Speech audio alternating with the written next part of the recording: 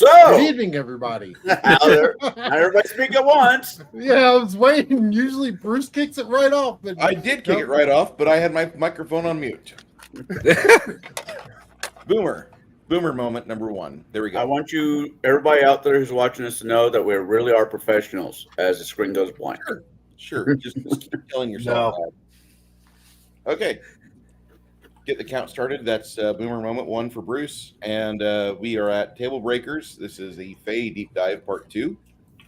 Tonight we will be discussing Fae and primarily locations of the Fae realms to the best of my ability and the best of my panel's ability. We may also venture to other Fae topics as well that were unresolved from last week, and we reserve the right to extend this discussion on the Fae one more evening. For those of you that are wondering, wait, why is Bruce not showing food? We're not showing his camera. Well, yeah, I've got food there. Sorry. So, anyway, next to me is a crafting gamer with his sanctioned only hands account. On the men below him is Kai. His head hurts. Connell Cigar DM. Jade.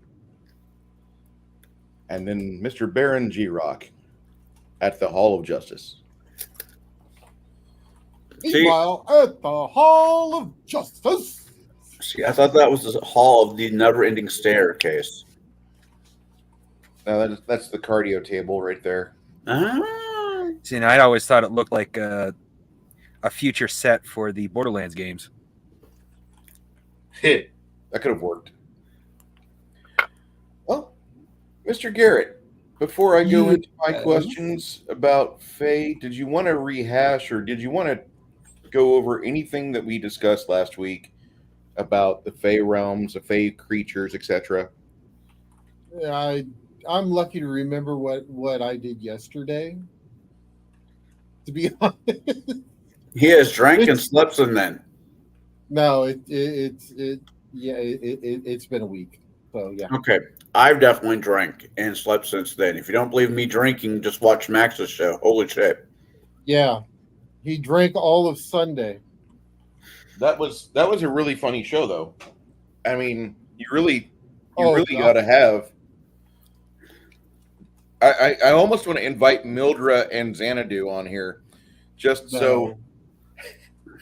No, because I don't want to hear about any D4s. I don't want to hear about the yogurt that's milked from one single goat in somewhere in the Himalayas or something. I just don't care. You do a disservice to the Yogurt Association of the world. I can't believe you. You know what? One squirt of yogurt's just as good as another. So yeah.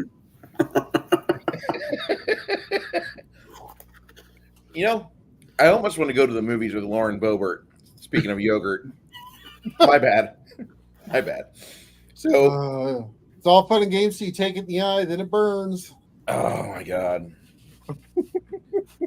So in the chat, we have our friend 6 Nation 31 Kings, our dirty campaigner, Mr. Flady1 with Flady1 Gaming, and Soy-Based Jeremy strides in as well. Hey! Aria. I think we're good about. I think we're done about talking about 20 cc's of Dream Killer. Yes.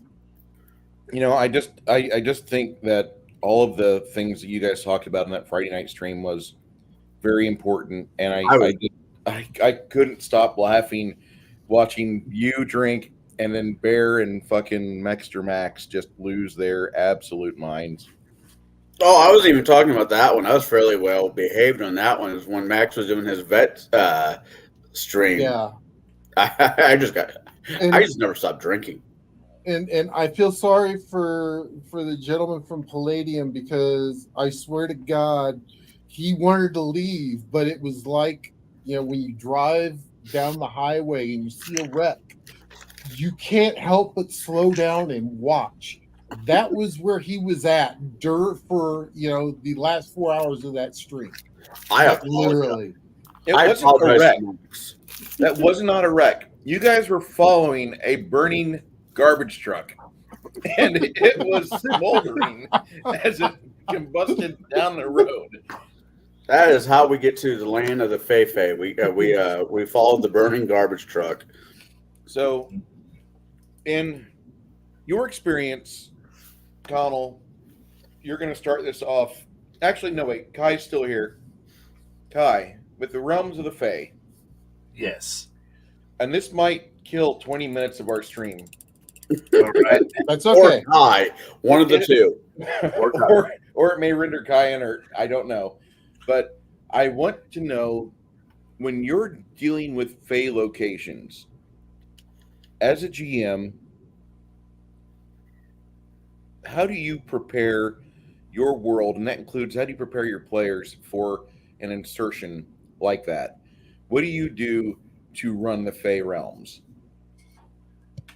Usually I make the border between the real world and the Fae realm it's slow before you figure out you're there. And it's all in describing things. It's like the fun part is because if you do the trick of you describe everything, so and eventually your players are going to tune out their thoughts. Like, I don't care about every last tree bush and Eddie in the world in the river that they're traveling down, and then slowly you just and they're not paying attention, or at least most of them aren't, and you start to change the colors a little bit. Things get a little bit more fantastical. The environment becomes more interesting, more entertaining, more different, and then it's like the proportions start to change, and they don't realize that they've entered into the first shell of the Feywilds, and then you give them a chance to take it in, and they're used to playing. This is D&D. We're playing on a magical realm. It's a wonderful place where everything's a little bit where the darkness is a little bit darker, the shadows are a little bit longer, the sun's a little brighter, colors are a little thinner, are a little different, and the animals are a little bit weirder. But of course, it's D&D. Everything's fucking weird. So if you throw an 8-legged squirrel at somebody, they're not going to really care that much. This is D&D, and then they keep pushing forward and a little bit further, and then they travel into the next little realm. You get little pockets of things start to really don't look right, don't feel right. You're starting to go into where the rules of what reality is start to feel more less grounded, more malleable, more how you would imagine things being if it was a more, the trees are larger, or the river's a little bit, you swear you see something, in the depths of a river that shouldn't be that deep, but and then you realize that you're now starting to get closer to the actual wilds, and the Fae start to manifest, and this is where you start realizing that you're no longer you might see a few beacons, anchor points of reality that are still holding fast as you travel into the Fae realms, and you're like, wait, where am I? Where are we? As you start seeing this giant runestone that's sitting here anchoring a small place where the world still feels right. It still seems right around the rocks, but you're not near the rocks. You're adventuring. You're out here where the colors are off, and the creatures are out there. And then you travel further into it, and that's when your players realize we're no longer where you describe that point where you transition from black and white to Technicolor, and your players start realizing we're not anywhere proper anymore, and it's like you don't tell them that you've been traveling in this area for 3-4 days. What are you doing? How are you doing this? And then you start realizing that thing there's a perpetual aurora borealis happening over our heads, or you just have more fun trying to describe the land and the animals and the creatures, the plants, and your players kind of go, in that moment when they start feeling uncomfortable because they realize that things are no longer what they know, what they want, what they're used to, and their sense of adventure goes, we're starting to reach an area where he's like, and because of course you have players who are always a little bit on the crazy side. Who goes, oh, we're gonna keep on, we're gonna keep on going. We've already crossed the barrier of we've gone too far. Let's keep on going, and then you push them into the where water starts to water flows up, or castles in the clouds, or other weird ass this is where it leaves the world that you know, and now it becomes the world that you dream, and the world of your nightmares. And this is where the Fae are their best, the strongest. It's where you don't have very much to hold on to anymore. Where the strength of being confident that the ground will always be hard. Down, like gravity pulls you down, the sky is up, water always falls down. Now you start going into rules don't apply as much. Like gravity doesn't apply. The rules of the world stop being functioning, and you might find small isolated pockets where those are the pockets where the Fae who don't have shape changing abilities still inhabit. They still reside there. They play around and they toy with you because you're there.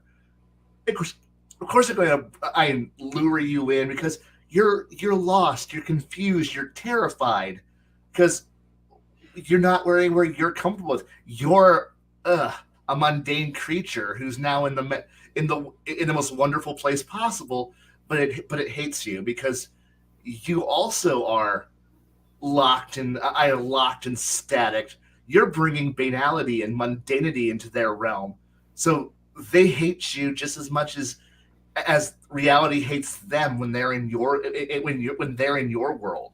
And now they're but they'll lure you into these nice little holdfasts, these little bastions, and in environments where they can just make you happier, lure you in, make you calm. You don't want to run away. Now they've trapped you here. Now they're going to play with you, and eventually, slowly unmake you, because why are you so locked into your mundane, boring, mortal shell? We're going to play with you until you become something better in their mind.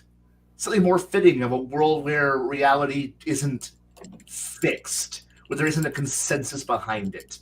And then you'll be able to survive. You won't want to go back to the real world, but you never know. Someone might come and rescue you. You don't know. And if my players get a little fearful, that's when I get to play with the plot line of, are you ready to go back? Have you been corrupted too much by the Fey Wilds? Would you even want to go back to this boring, mundane world where all the plot is happening? And eventually, a few people you lure into it, and then they just go, "No, I give up." And at that point, and go, "Your character is no longer in the campaign. I can now. You're now something completely different. You're free of this entire immortal campaign." But the world's now different from you, and they get to leave and make new characters. But that's okay. While the other ones get to go try to fight their way back to creation. Just remember, as far deep as you go, it's always one day back. So, if you can figure out your way back, anyway, that's how I would do it.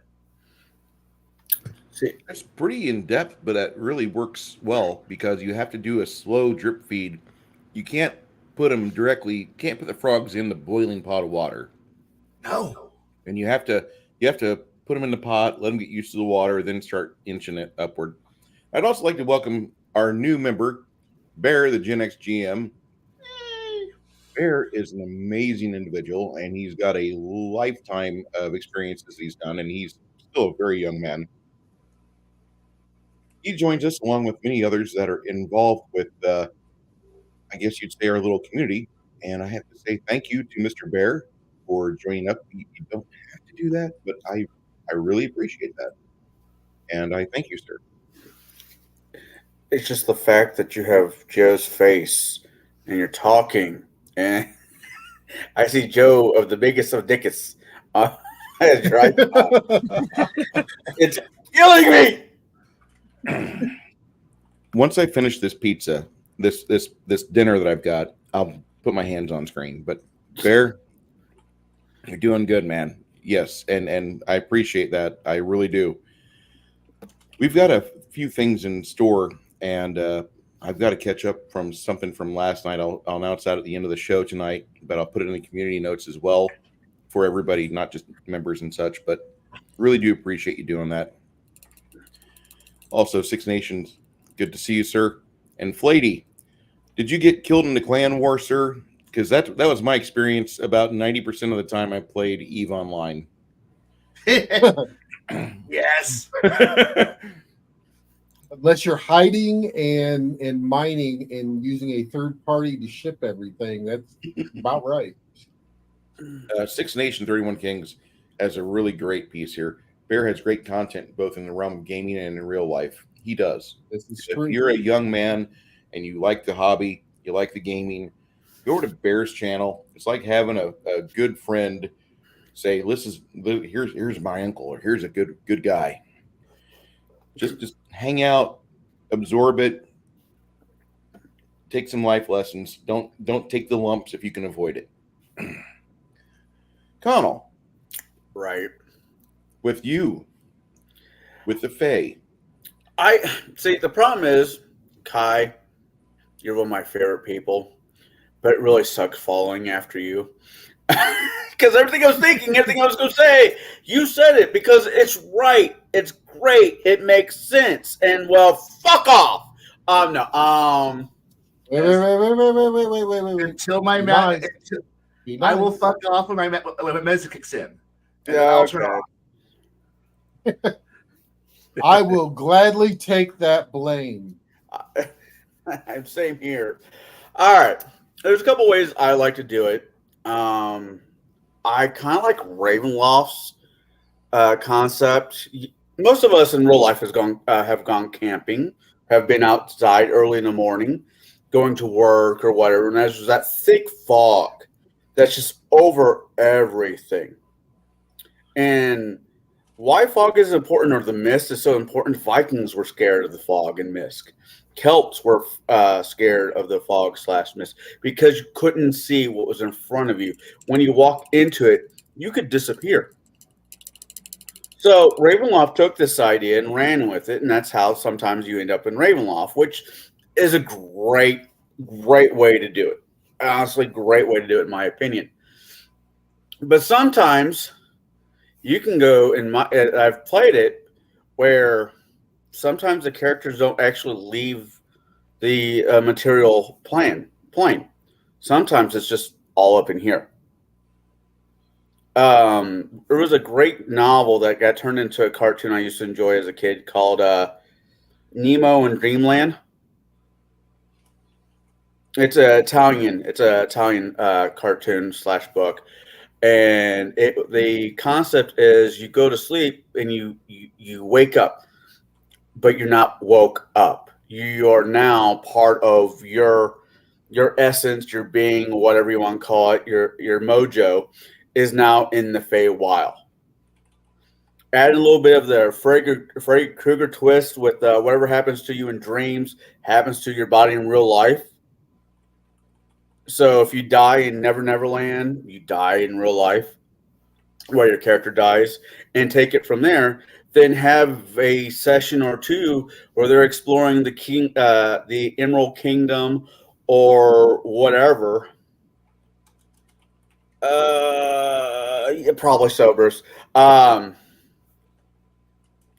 have a grand adventure. This works really well with kids, I find, because it's a lot easier for kids to take that bait than you have with older adults or teenagers, because whatever.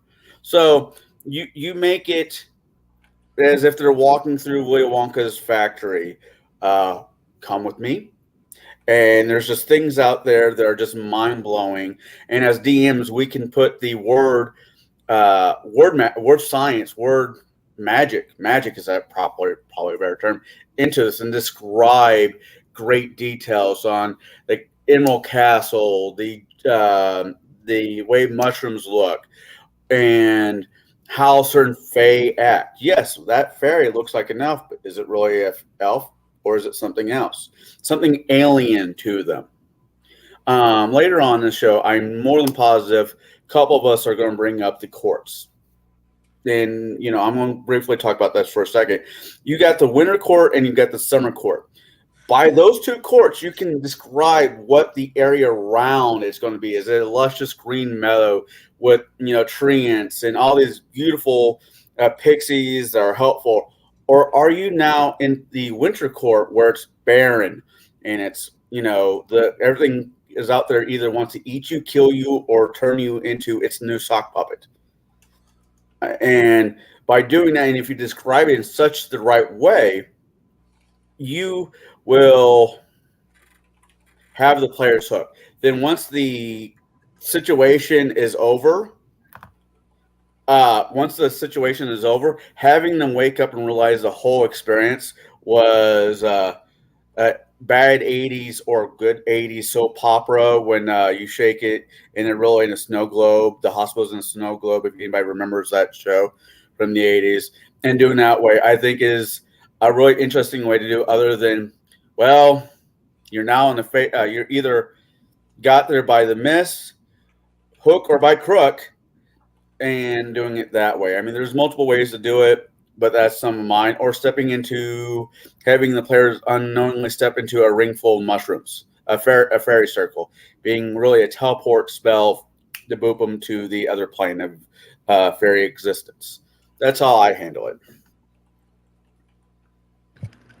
That actually sounds a lot like what I've used before. I didn't realize that I was using Winter Court, but I was always using the Ravenloft style stuff to pull players into the Land of the Fae, and that's pretty interesting.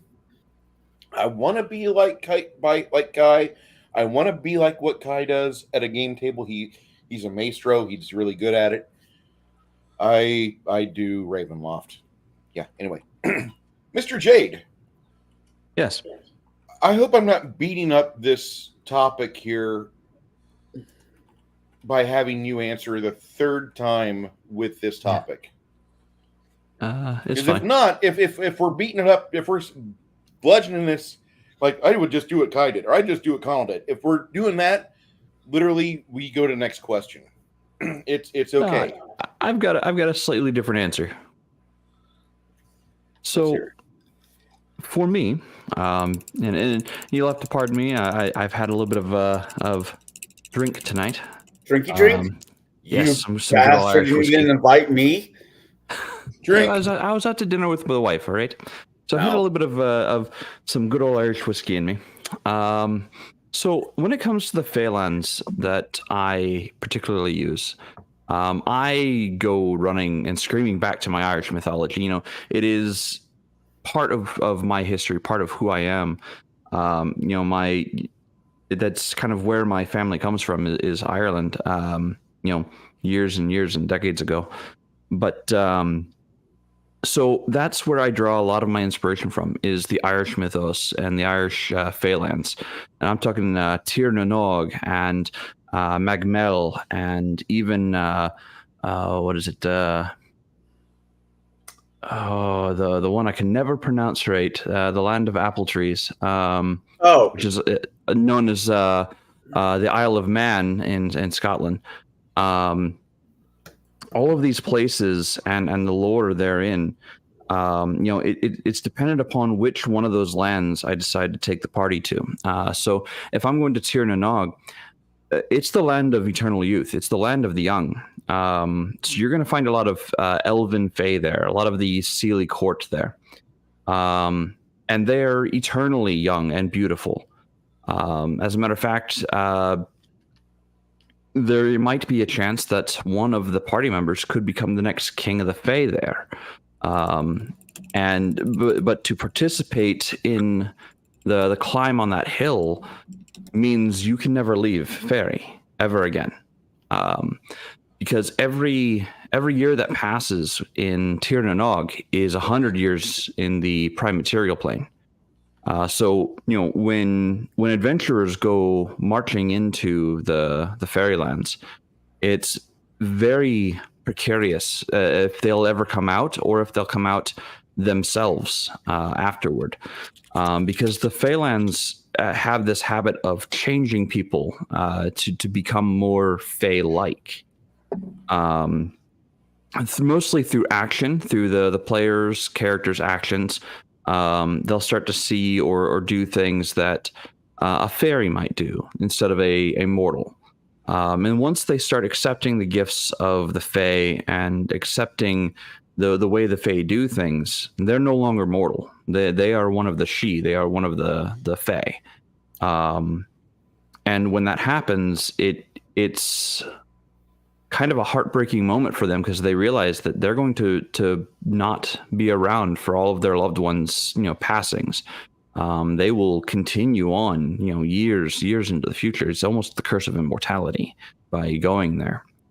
And if they ever do, as still a mortal, step foot back into the prime material plane upon land, age catches up to them in an instant. So if you've been gone in the Fey realm for, let's say, 10 years time, 1,000 years will have passed in the mortal realm. In that case, time catches up to you in an instant. The moment you touch foot and are still considered mortal upon mortal soil. So it's a death sentence. Now, there we go. Thank you, Six Nations. That's the one I can never say. Amen Ablak. Yeah, I'm learning Gaelic and I can't pronounce half the shit. It's a land of apple trees. And the other one that I was mentioning, Magmel, that's more of the land of the dead. That's where you're going to find, possibly find the Unseelie Court, the Fae that are a little more wicked, a little more trickster. Not to say that the Fae of Tir na Nog aren't tricksters. They're eternally young. They're going to pull the pranks of the young upon you, or upon your players, rather.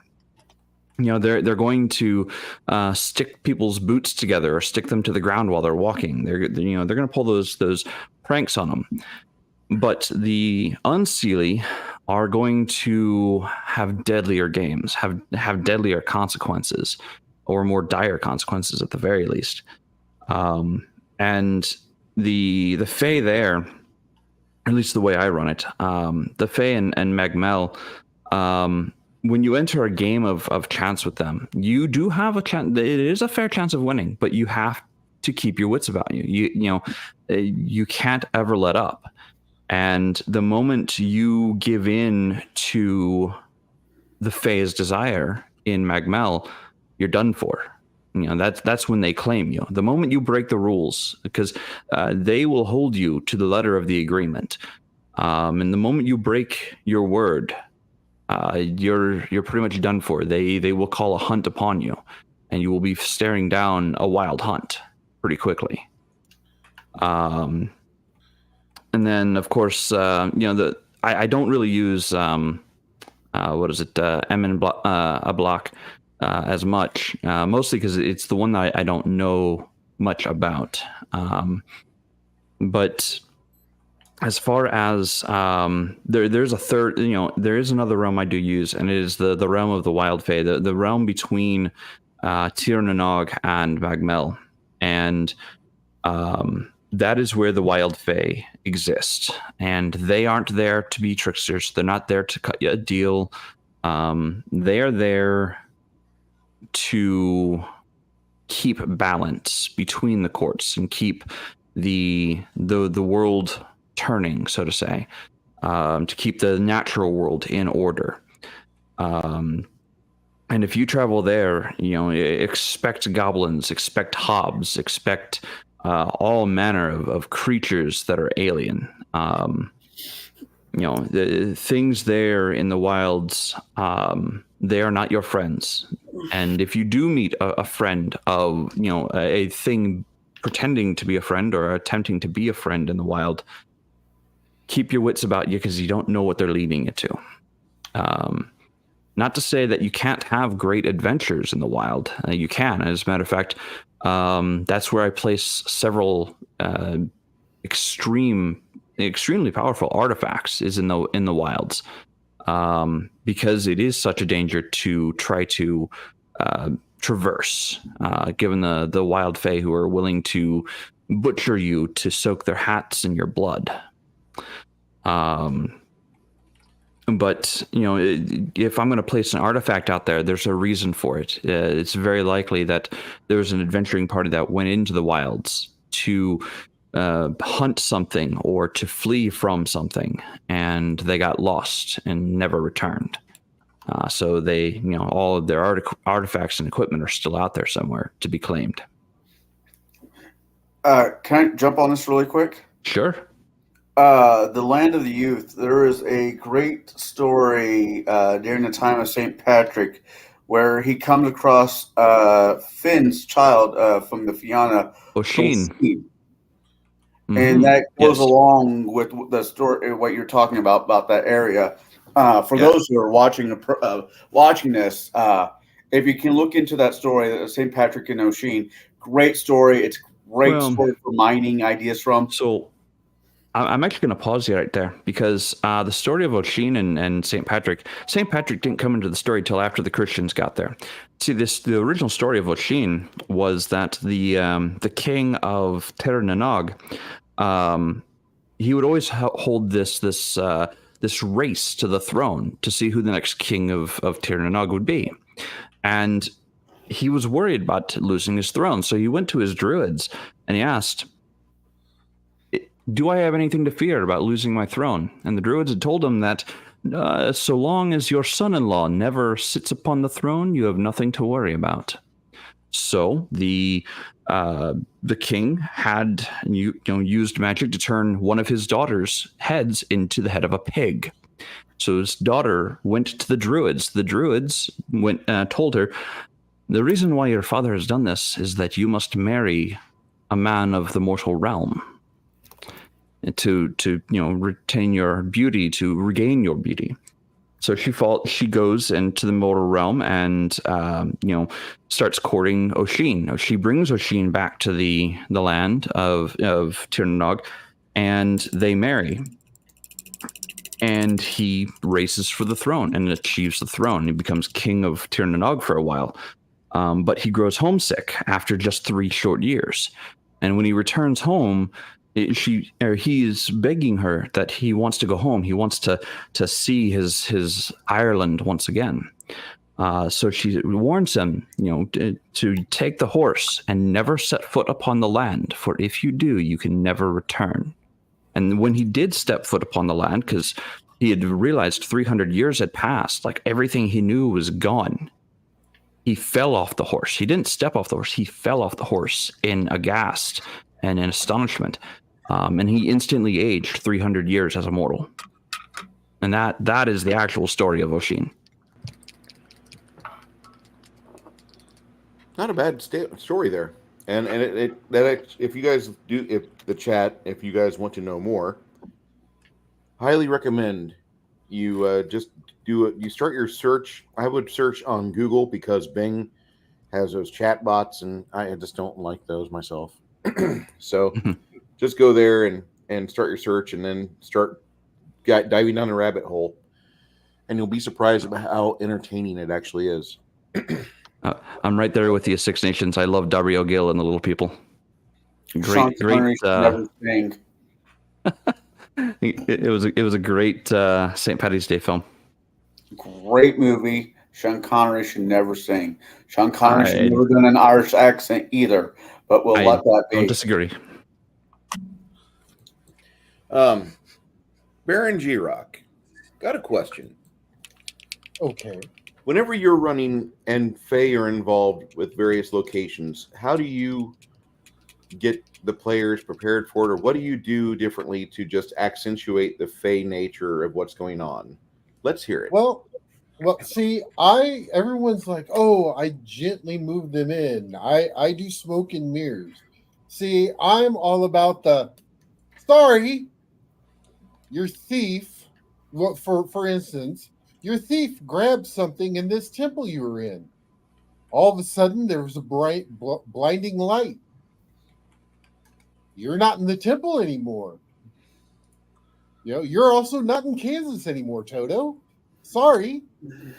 And in the way that I tend to lay out with the Fae is I go more of the three kingdom approach, whereas a lot of people do just the Seelie and Unseelie.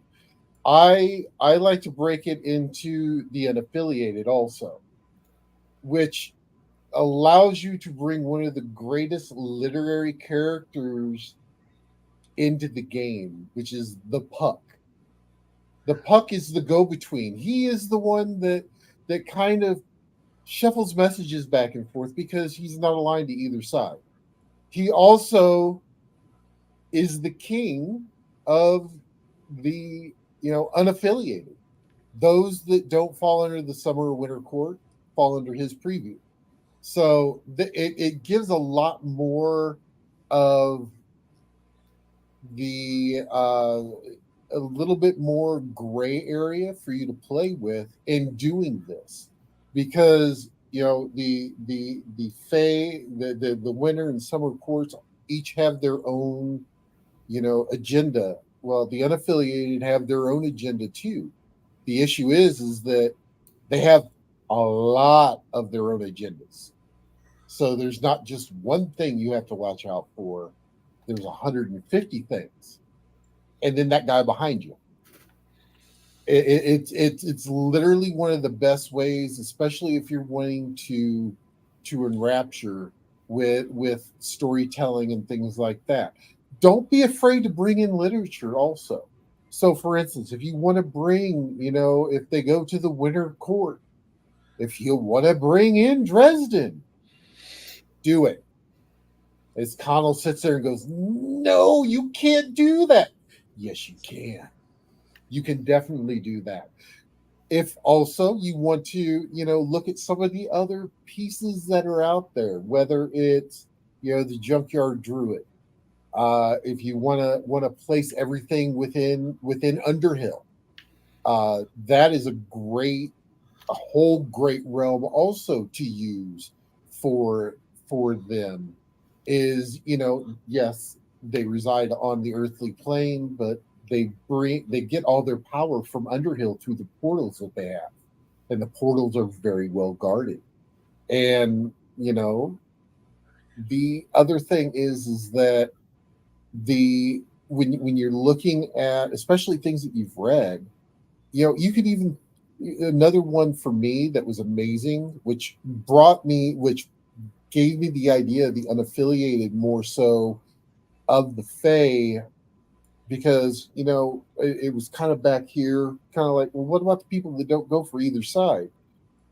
There's a book, a group of short stories and books called Bubba the Monster Hunter. It is not affiliated in any way with Monster Hunter International. I thought it was. I thought it was. I was like, wow, somebody wrote some prequels. Okay, let's do this. And then come to find out, nope, this is just a big fat redneck that works for the Catholic Church and goes out and takes care of supernatural things. It works. And don't be afraid, if there's stuff and ideas that you have from just reading books.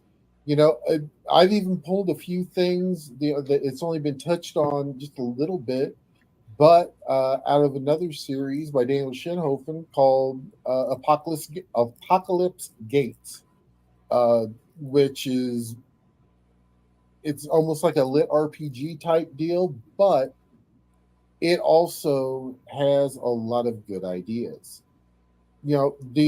The thing is the other thing I'd like to do is once they're in the Fey realm, they have to figure out how to get themselves out. Yes, they may have gotten the MacGuffin that got them there, but the MacGuffin ain't going to get them home. It could be, their lives could be quantum leap, where their next jump may take them home. It may be that their next jump takes them to another plane of existence. You just never know. But the thing is that you can also play off of these people within literature of the way the Fey realms are set up. They touch different realities. So it could not be unheard of that, all of a sudden, you have, Battleship Yamamoto appear in the skies because they tore through a rift.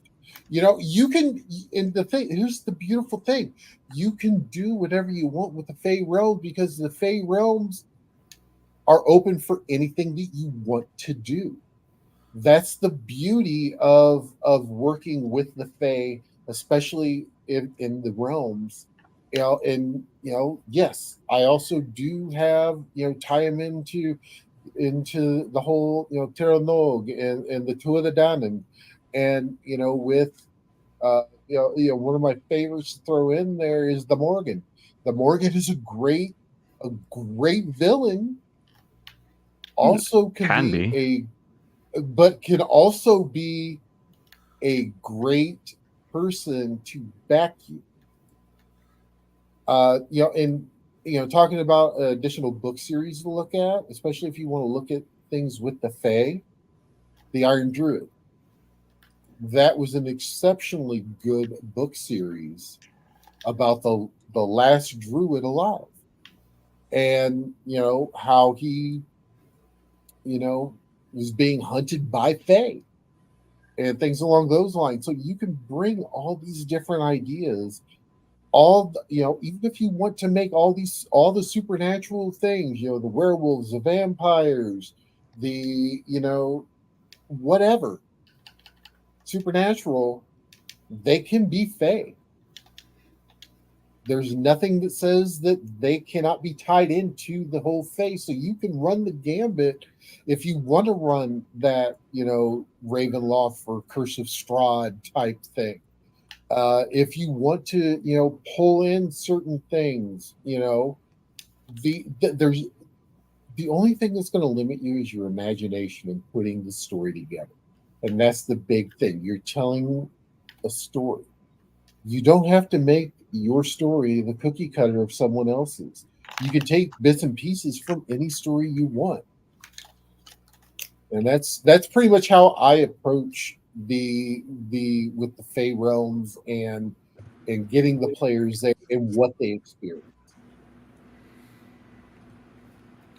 Well, that actually takes things into a different direction than what I have planned, but I think that is important to notate because of the literature about the Fey realm, about the Fey and their machinations. I think that's just something that we need to study up, and I think we need to, as GMs, just be aware of that. At the very least, read a little bit of the Great Bard's works because he mentions it a little bit in Midsummer's Night's Dream, if I remember right. Mhm.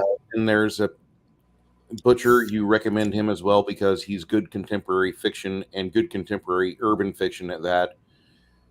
It's not super urbane or egalitarian to read Butcher. Anyone could enjoy it. Anybody from the highest wage earner to the lowest pauper could open up a Jim Butcher novel and just be enjoying it.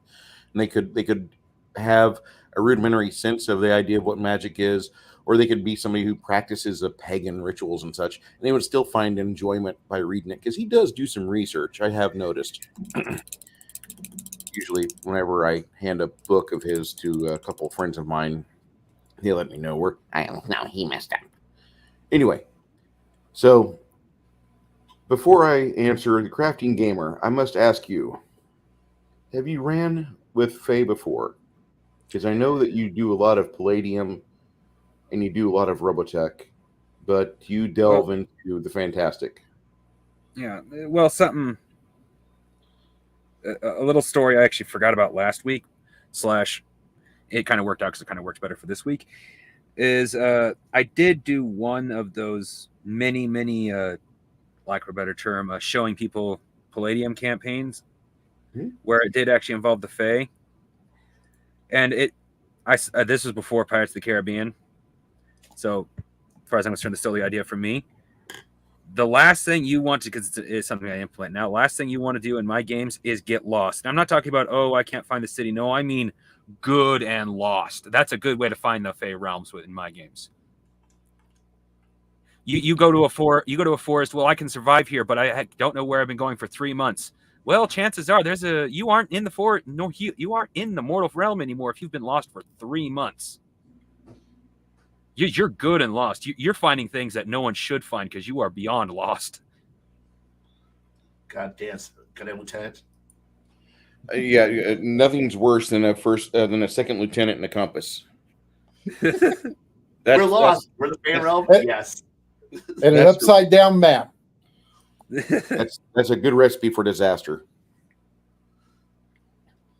We had a guy in our reserve unit when I was practicing over in Shelbyville, and he was transferred out of the Army, and he renegaded into officerdom. And he wasn't really too up with things. He was not a very well liked individual, but we had some very skilled people that were there with us. And mind you, we're doing drill at a state park. Okay, so like wilderness shit is really cool. Had a lot of fun there. Didn't ever see anything paranormal, which was nice because, no offense, I don't want to see fairies. I'd rather see Bigfoot than see fairies. If I see fairies, I know I'm fucked. But we had a guy that was about 30 years in active duty. He retired as an E9, stayed in the reserves because he just couldn't take the camouflage off. So whenever this guy came in, it was like my 6th month doing this, he took the maps and he asked the officer, "What handedness are you?" And he's like, "What? Okay, when you're holding the compass, what hand is that in?" He's like, "Well, I hold that in my right." Okay, so then he would stencil on the left side of every map exactly where he needs to put his left hand to hold the map, like such.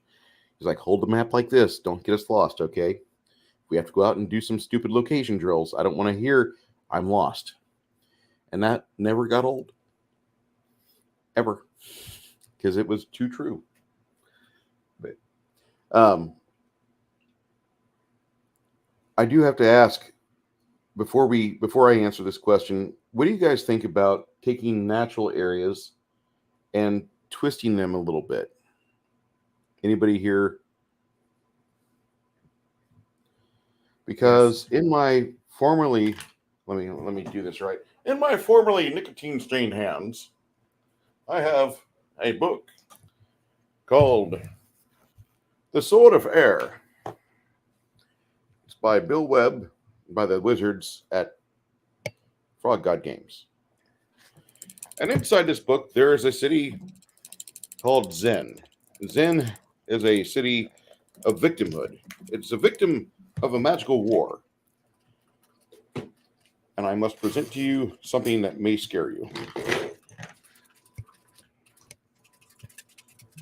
And I'm going to get a glare. But this is Attack of Squirrel.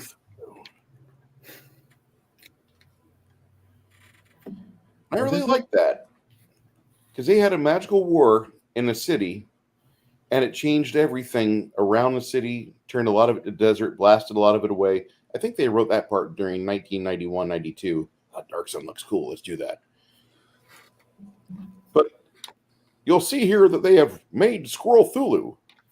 Squirrel Thulu, the most deadly creature up to this point in this wonderful tome. For those of you looking for an adventure module that has 100 adventure locations and events, and takes characters all the way as far as you're willing to let them explore, I do recommend The Sword of Air. All right. I like that idea that they had for Zen. I like the idea of taking a natural area that was once a city of beauty, which had a lot of natural landmarks, and giving it such a hell of a magical obliteration that now even the simple wildlife has been twisted and destroyed, and things have ferried up from the depths to pervert the surface animals. Illithids spawning little Squirrel Thulus. Kind of a cruel way to do things, but I do love that. it's probably not something you would want to adventure with in terms of like we're going to do a Fey adventure and then pop your players into an irradiated city and where nature has taken over. But it's not really the nature you know; it's the nature you don't know. The nature that's been twisted by magic and the machinations of greed. But I think that would be just a fun thing, just to kind of lob that at you guys and see what you want to do with it, because I think that could really turn into a fun set of ideas that you could let postulate and fester and turn into something. It would be impressive. Carlo Albanese, how you doing, sir? Hello, GM Cody. Good to see you. It's funny you bring up the Squirrel Cthulhu. I took my daughter to a recent movie that just came out that has space kittens in it. And she's like, "Oh, space kittens!" But she forgot about the tentacles that comes out of the cat's mouth. And her next reaction was, when something happened, she's like, "What the fuck was that?"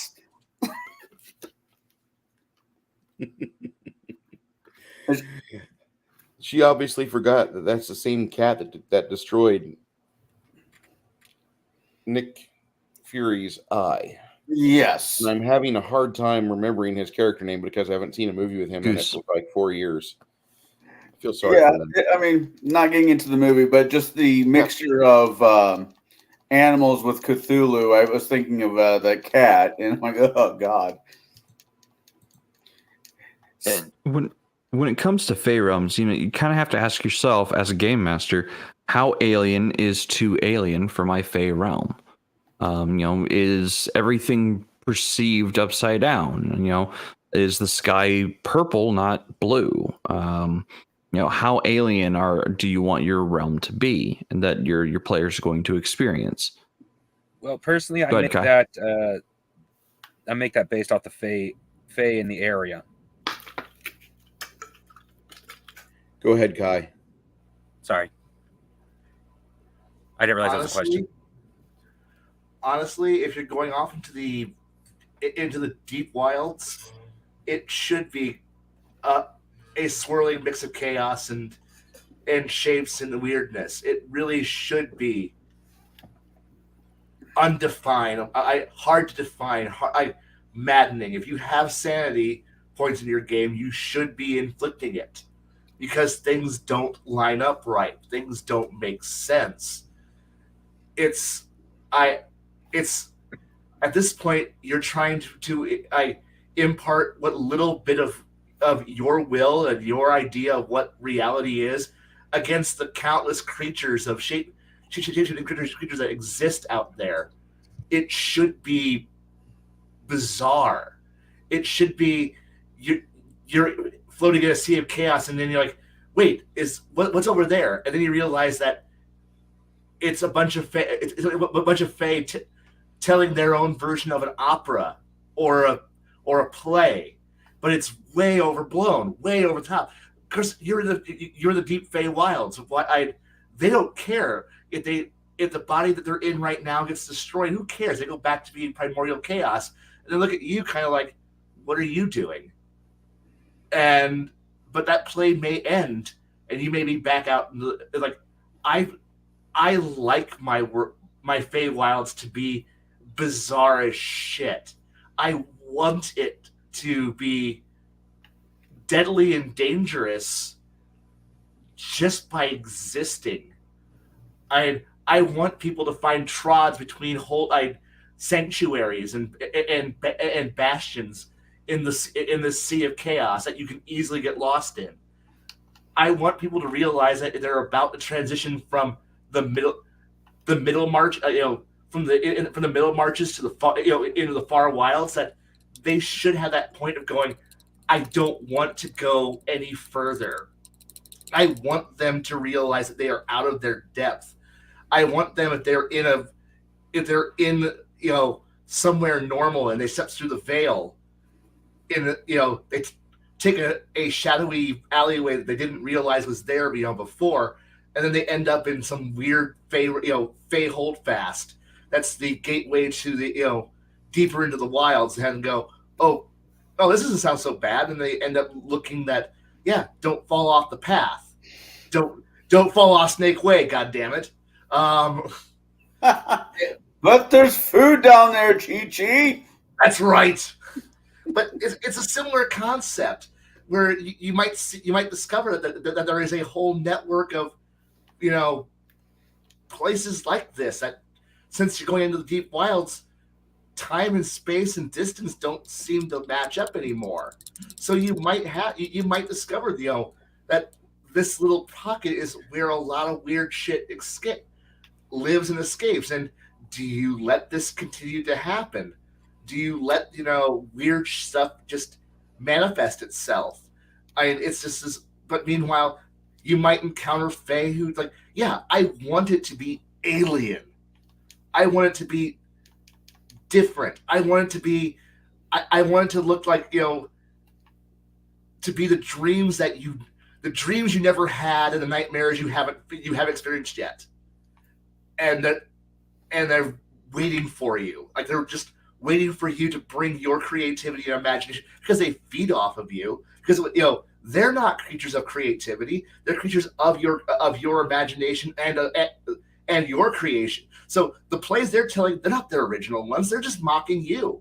Everything's a mockery of you. They're a mockery of civilization. They're a mockery of creation, and they know it. They hate you, but they need you. Like without you in reality, they would not. They would just be okay. They would be formless creatures of infinite shape and possibility, but no idea what to be. So they dance and dally around in your realm. So if you go to theirs, they're okay. They're happy to play with you, but it's not the world you know. The middle marches might be where you see the castles with towers that extend impossibly high into the clouds, where you might see weird warping spirals in trees. That's the middle marches. I want it to look more and more crazy, and they want to lure you because they're going to feed on you. They're going to unmake you and harvest everything that makes you you, so that way they got something new to play with. And you kind of touched on something I was going to bring up, and that's the fact that some parts of the Fey realms are malleable enough to someone who is exceptionally strong of will. Yes. They can shape the very Fey realms around them if their will is strong enough, until they meet a stronger force of will. So if you're traveling through, if your players are traveling through the Fey realms because the wizard knows the ways, and the ways are not just the way to get someplace. The ways are kind of like a place that interconnect multiple different places. And so if your wizard knows of the ways and is able to form and shape the ways through force of will, it's a high likelihood that, a lot of the things you'll run into are going to want to taste your wizard's willpower and their mind. It's very Cthulhu-esque in that aspect. However, if you run up against something that can straight up contest or break someone's willpower within the Fey realm, they now take control, and the Fey realms warp and shape and bend to their will. And you now play by their rules, because the rules of the Fae. Now, Fae do have rules that they follow, but the rules of the world might change, and now your players have to keep up with the change in reality. Oh yeah, makes a lot of sense.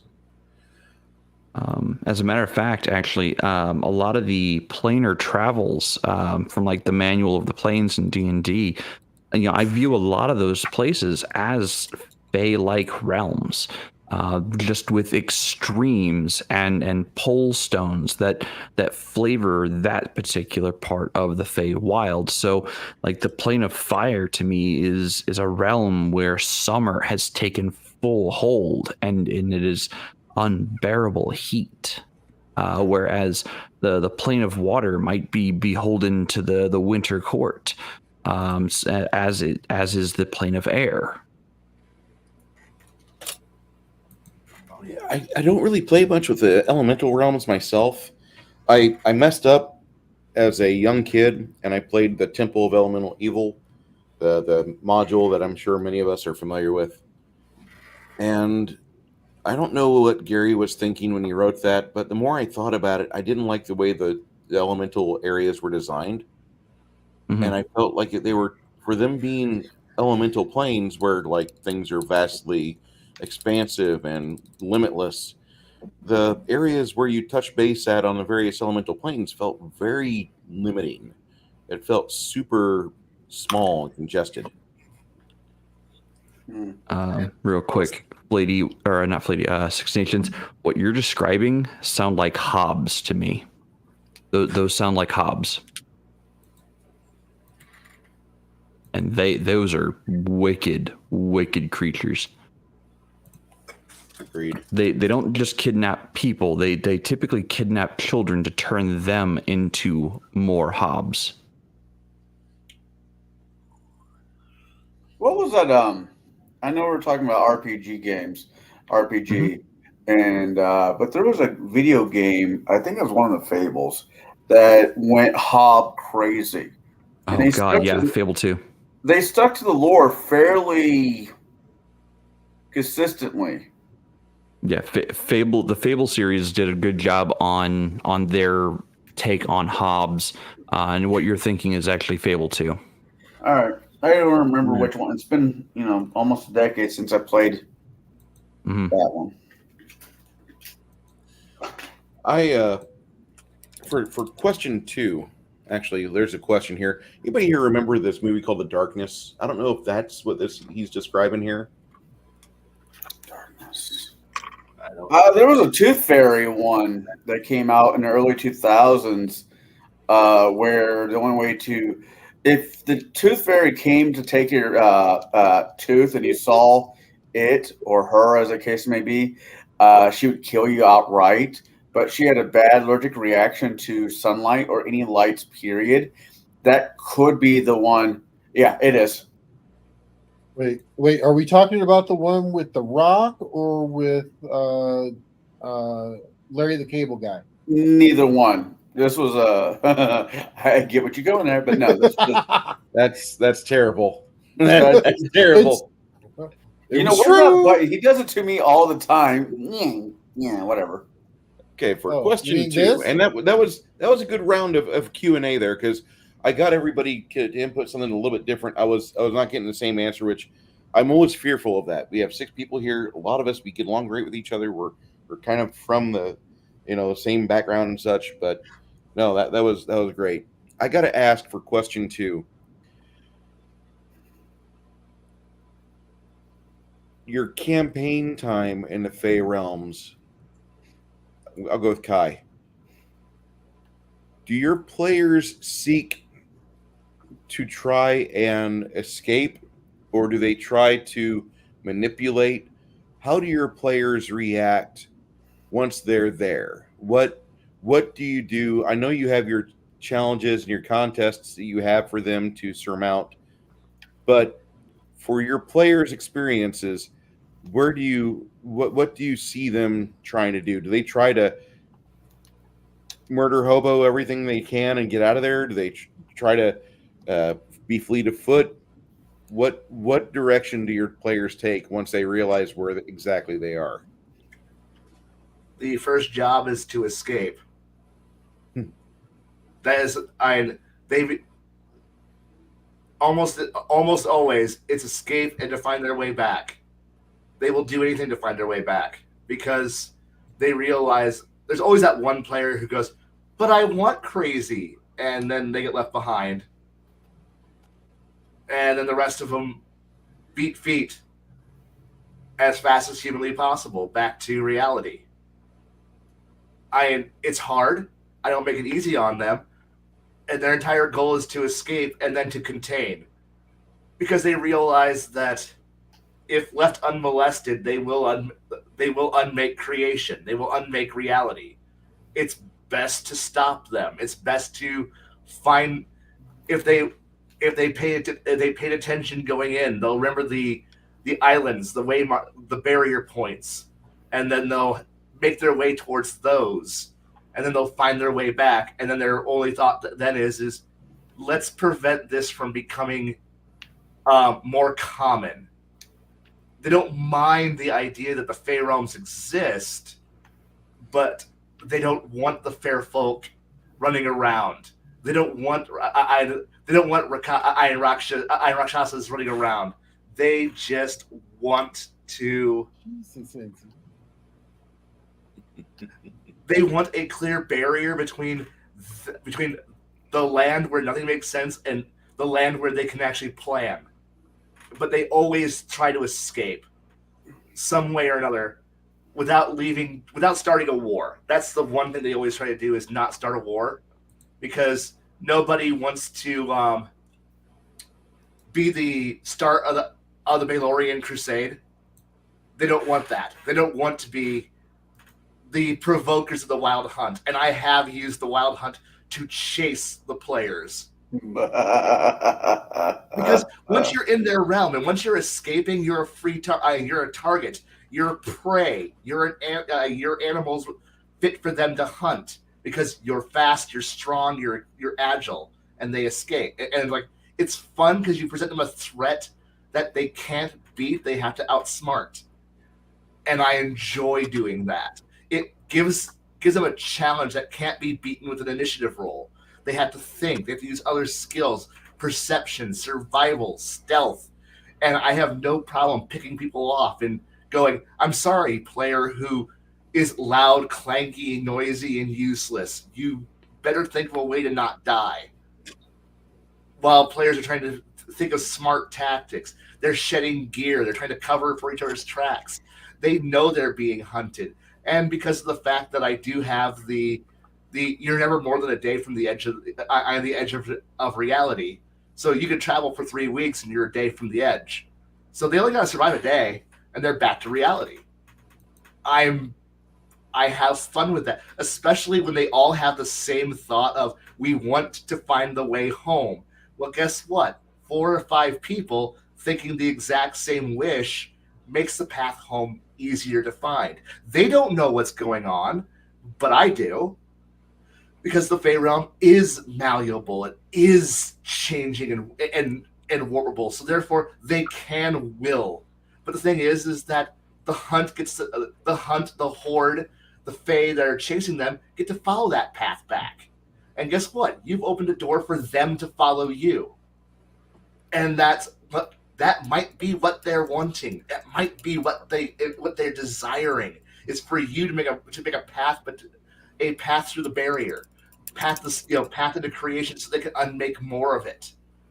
Because the less people that are around, they get to the more power they get to have, and it's fun, and I love to do that to them. But they always when they realize they've gone too far, try to run. They don't stay around because, they realize murder hoboing doesn't do anything when the creature you killed reforms itself shortly thereafter. So you don't buy much time. And it allows me to have fun with the encounter. And I've only got a chance to do this like 3 times. That's 3 times that were each of them were different, each of them were more interesting and fun. I loved it. Yeah, one of them was pretty much a magical version of an airboat ride. That was the opening to Indiana Jones and Raiders of the Lost Ark, involving fairies, but it was a great little scenario, and I loved it. Dun, dun, dun, dun, dun. Yeah, you know that part where they're running there, and all of a sudden you see, and one of the players is screaming, "Start the boat! Start the fucking boat!" And because that's how they're planning on escaping, and I loved it. It was a beautiful moment. Still one of my favorite openings to any movie. Oh God, yes.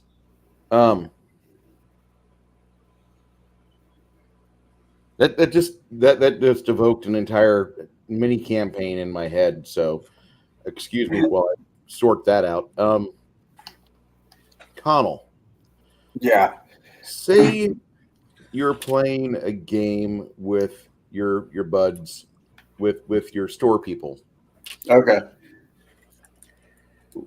And this is going to be a 2-part question, so I'm going to ask you the same question with just two different audiences. With your store individuals, how would you run a game that encounters the Fae? How would you make that to where it's PG-13? I like using festivals. Halloween was just this past week, and I will say that on certain times in the calendar year, that the saran wrap between our world and Never Never, it gets a little thinner. Things are able to come through a little bit easier, especially on Halloween. And I will have evil jack-o'-lanterns or scarecrows kind of go after them, because the scarecrow is really something else. It is, a spirit of fear, and go that route. And sometimes I'll use, I know werewolves are not technically fae. Well, it depends on what part of the world you come from, what they consider. Or I will use Eastern fairy Eastern tales. European. Eastern European, man, I can't talk. But yeah, Baba Yaga. Using, you come across a old woman in the woods picking roots. What do? Do you offer a hand, or do you just blow past her like she's just some body in your way? And depending on how they deal with this is what comes next. Okay.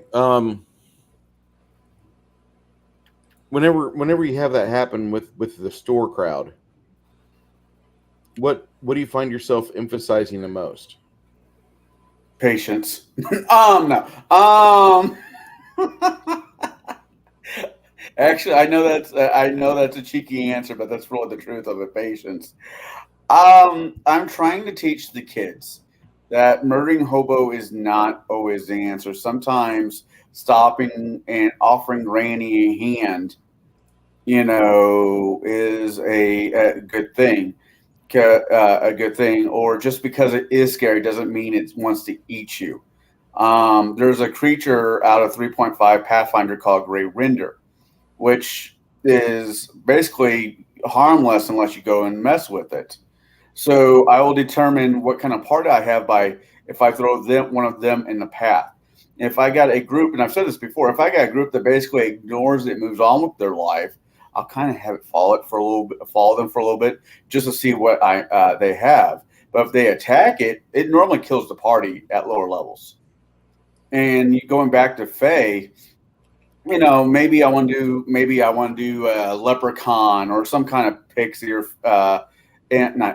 pixie or whatever, and determines how they treat it. It will basically determine how the rest of that night goes for encounters or rewards. Okay. After you have a group at your private location, how do you run the Fae realms or the Fae encounters for them?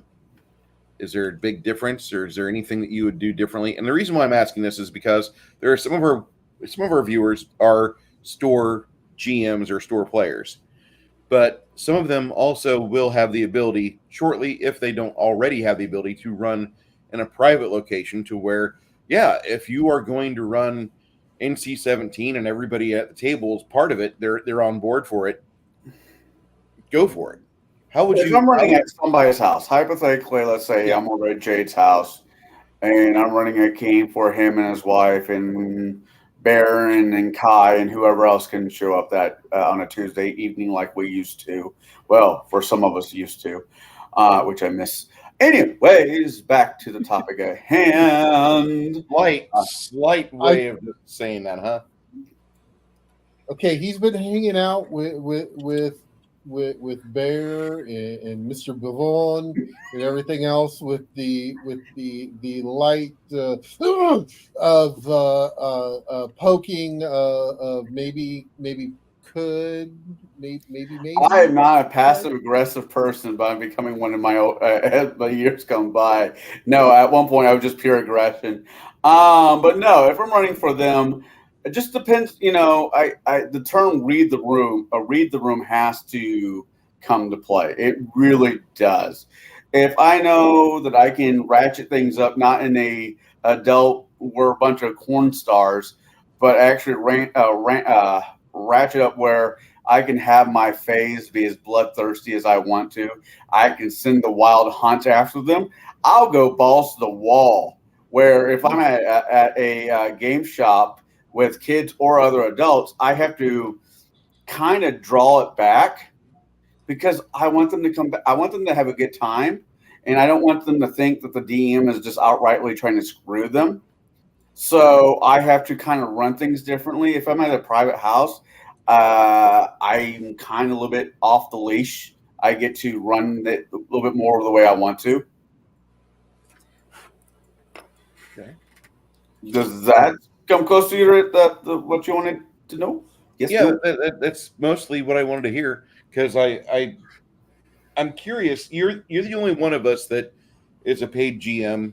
You're the only one of us that is a individual that runs primarily at stores at public locales. So whenever you're running the creepy and the unsettling, you kind of have to tone your game to that audience, to that venue. And Right. not everybody's going to have that experience. I mean, all of us have ran in a store before. You're the only one that I know right now that gets paid for it, like paid. It's as much as I disagree with somebody by calling it Mother May I type gaming, or I run play parties for kids. It's not. It's just teaching. It is help teaching a younger generation on what is acceptable, not acceptable, but how to have more of a healthier campaign going on than the ones we started off. I mean, 3.5 Pathfinder are RPG games, but they install hey, I'm gonna go kill that. Why that? Why not? If it's on the board, it's meant to be murdered. Right, where whatever edition you are running, I'm running 5th edition half the time. I ask them, "Are you? I will say, "Are you sure?" Which is a fun line to do with kids. Hey, are you sure you want to do that? But I wanted to show them that there is not a better way to play, but there is a different way to play. Connell, that's a sort of discussion there. We're going to eventually get on to old school gaming or gaming with rules light systems. So keep that conversation there on deck during that. And there's nothing wrong with running a store location fey. There really isn't, because you can still make people unsettled. You can, if your thesaurus that is by your side is good enough for you to get away with literary murder in a nice way. Then Well, it also helps. I should have thought about this. It also kind of helps when their voices. Because fans have voices, and if you can drop your do those particular voices, the kids love it. Don't ever do that again. Understand what you're saying. What I'm saying is this: I want pizza. Okay, there we go. Okay. Oh my God! Had to happen eventually. Twice in the stream, I had to do it. We need I didn't want to have do a it. timer. It's been this many minutes since we kicked Connell out. I know you guys want to give me shit, but it's true. I mean, the more active you can be, especially when gaming with kids, and it doesn't matter if it's new or old systems, the more the kids will get into it. No, yeah, that's anybody actually. And no offense, but there are days where I used to run Pathfinder at Corpus Christi, and my group eventually disintegrated because my schedule got kind of out of hand. And so I would run like 3 nights in a row for 2 weeks. I'd be gone. I'd come back and I'd run 3 more nights for a row. And they didn't like that. So my group of players that were there for like a year and a half just deserted. Like, this is not a weekend. I can't do this. So anyway, I got the store regulars that were people that were there every day, day in, day out, and that's typically high school age kids. And so when I had to transition as a GM from running adults on weekends that were there for 8 hours, now I'm running a 4 hour or 5 hour game for kids that are barely able to keep their phone out of their hands. And therefore I had to run a puppet show basically. Oh wait, let me draw this map out so I can put the next bad guy up so you guys can try to knock that down too. And then whenever I had them encounter the Fae, because there's a really neat encounter at Rapanathuk where there's a Fae there's a Fae procession, and you have to meet Fae royalty. And when you're there, some of you guys may want to take notes because this may appear in a campaign later. When you're there, they drag you out in front of the king of the fairies, and he says, "I have a problem. I want my life to continue as it is. We are being killed. There's a monster that's here that's killing us. We don't have the means to get rid of it. You're part of the bigger folk. We can actually be of mutual assistance. Help us, and we will be a boon to you." And so the players, oh, sure, yeah, no problem. And I put this big monster on the table, and first couple rounds of combat, it massacres players. It just one-shots one of the bards. It completely batters one of the clerics into oblivion. And the third round of combat, the Fae start playing a song, and he fails his save because the Fae bard is pretty good, and they've got a chorus behind them augmenting the saving throw. So what happens is the big monster now is staggered. For 3.5 and Pathfinder people, staggered is the ideal condition for your enemy to be in when you're getting ready to do a coup d'etat or something, or a coup de grace. My bad. Tell where my mind's been lately. The coup de grace, you do that on a staggered foe. You typically have no resistance to them, from them, and you can just cut their head right off. So the players are there for a few rounds trying to attack the staggered thing. It keeps moving around a little bit here and there, but it takes huge damage. And then finally they kill it. And the fairies show you the 75 dead burial sites of their fairy friends, and they give you the award and such. But the fairies are really not that great because their reward, they give you something that fairies like, not what you want. They don't give you magic items. They don't give you reagents for your spells. They give you a gallon of the most potent wine they've ever had, and that gallon would last that fairy colony like 3 years. And I wouldn't bitch, but it's a good wine. It gets you sloshed the first drink you take of it because you're not used to it. It takes some tolerance building, but you only have 1 gallon of it, and the party felt really upset after that. And then the fairies sent them off to the realm of the dark fae after that, and the party died because they were young high school kids not thinking right. They were thinking, I want to kill everything I see. One of my many failures in gaming. Anyway, they enjoyed the puppet show. They hated the actual RP. The RP is what killed them. If only there was like somebody else I recently gamed with that feels the same way. Yeah. But I have to ask Connell, is there anything else we need to add to that for your answer as far as like running Fae at like a store? Have fun with it. Have fun. Fae are some of the few creatures that you can be slightly silly with and serious at the same time. And we run into so many different creatures are thrown at the parties, from hobgoblins to goblins themselves to vampires and everything else. When it comes to Fae, you can somewhat dial back the silliness a little bit and be a little bit more goofy. A leprechaun that's hell bent to kill you is making jokes the entire time. I've come to the hood to do no good. I've come from the hood. Right. I mean, I wouldn't exactly use that particular one as a reference point, but you like those leprechaun movies, go for it. Oh. It's like, I watched the zombie fly jig about maybe a half hour before we started this because I needed to decompress after work. I don't recommend you guys do that. I wasn't ready either. Apparently, when I get drunk and I laugh, I sound like an angry leprechaun. I don't know. But no, but I'll joking. No, that's when you get drunk and start giggling like Bruce. and that kills Bear. No. Bear's never heard me laugh. What we need to do, we need to go to Ohio and grab Zach and have Zach do something funny or stupid. And that's what's going to kill me. And Bear will not be able to hold it in. He will listen to that laugh and he will collapse into his component parts. He will record it and it will wind up in a movie somewhere. It will. Okay. Jay. Bear's the reason why I'm going to be watching Punisher Warzone again, because supposedly he's in it. Sounds like we need a beat up. What was that, Kai? Sounds like we need a beat up. Yeah. We're all going over to Jade's house. How about pay my airfare? Fluffy white dogs.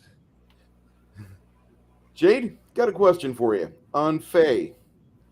Okay. When you're running your Fae, as your games have a decidedly different feel than mine or Jade or Kai's or Baron's.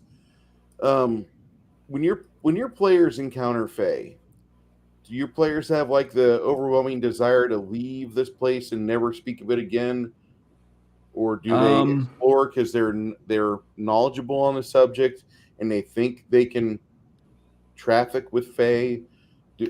How does that work? Because you're experienced, you are very well read on the Irish folklore. So mostly it depends on how damaged the player is before they come to my table.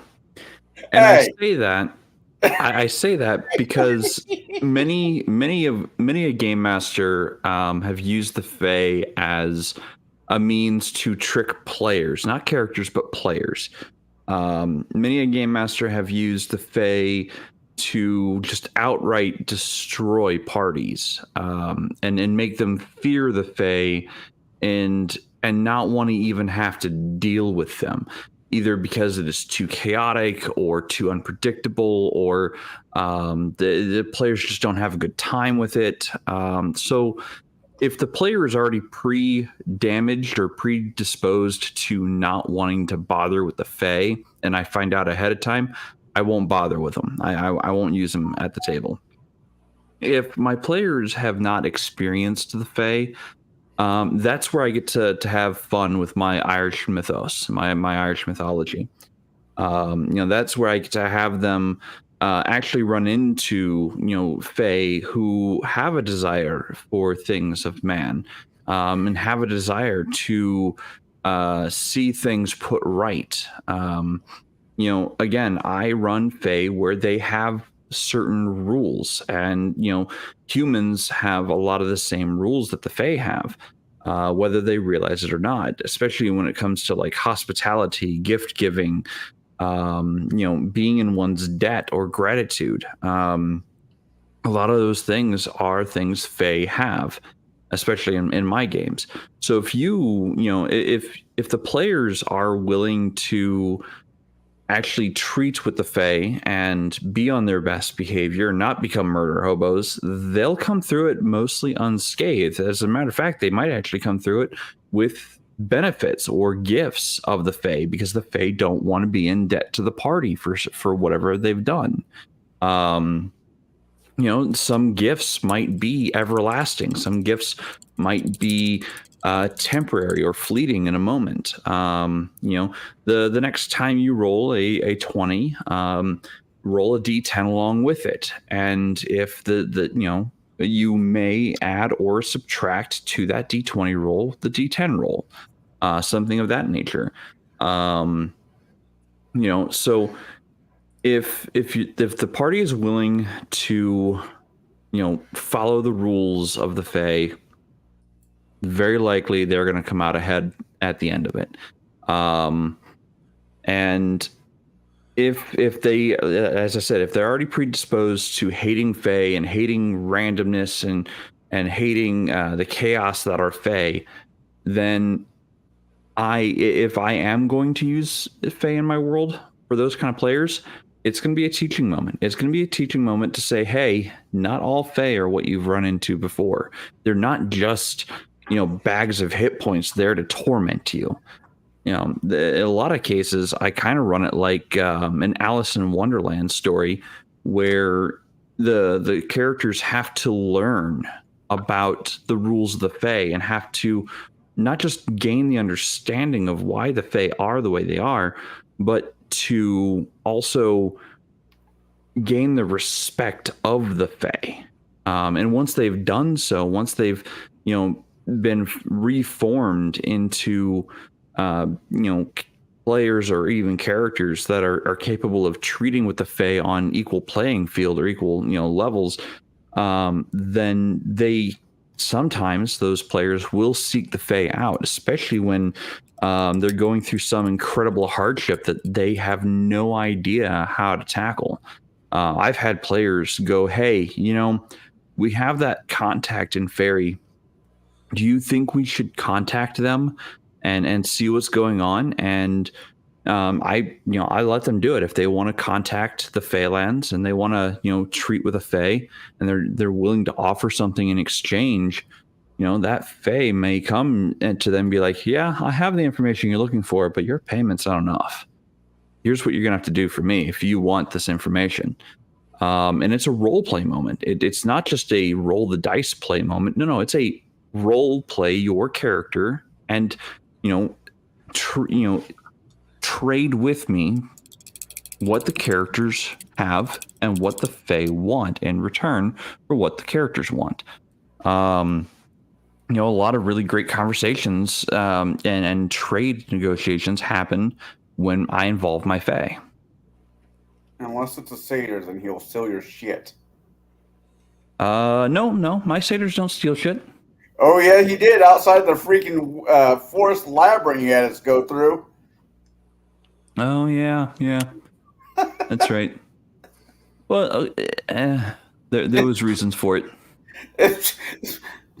That doesn't mean he didn't steal our shit. But there were reasons. Yeah, sure. I believe that there's reasons. Yeah, actually, yes. Six Nations has got it right there.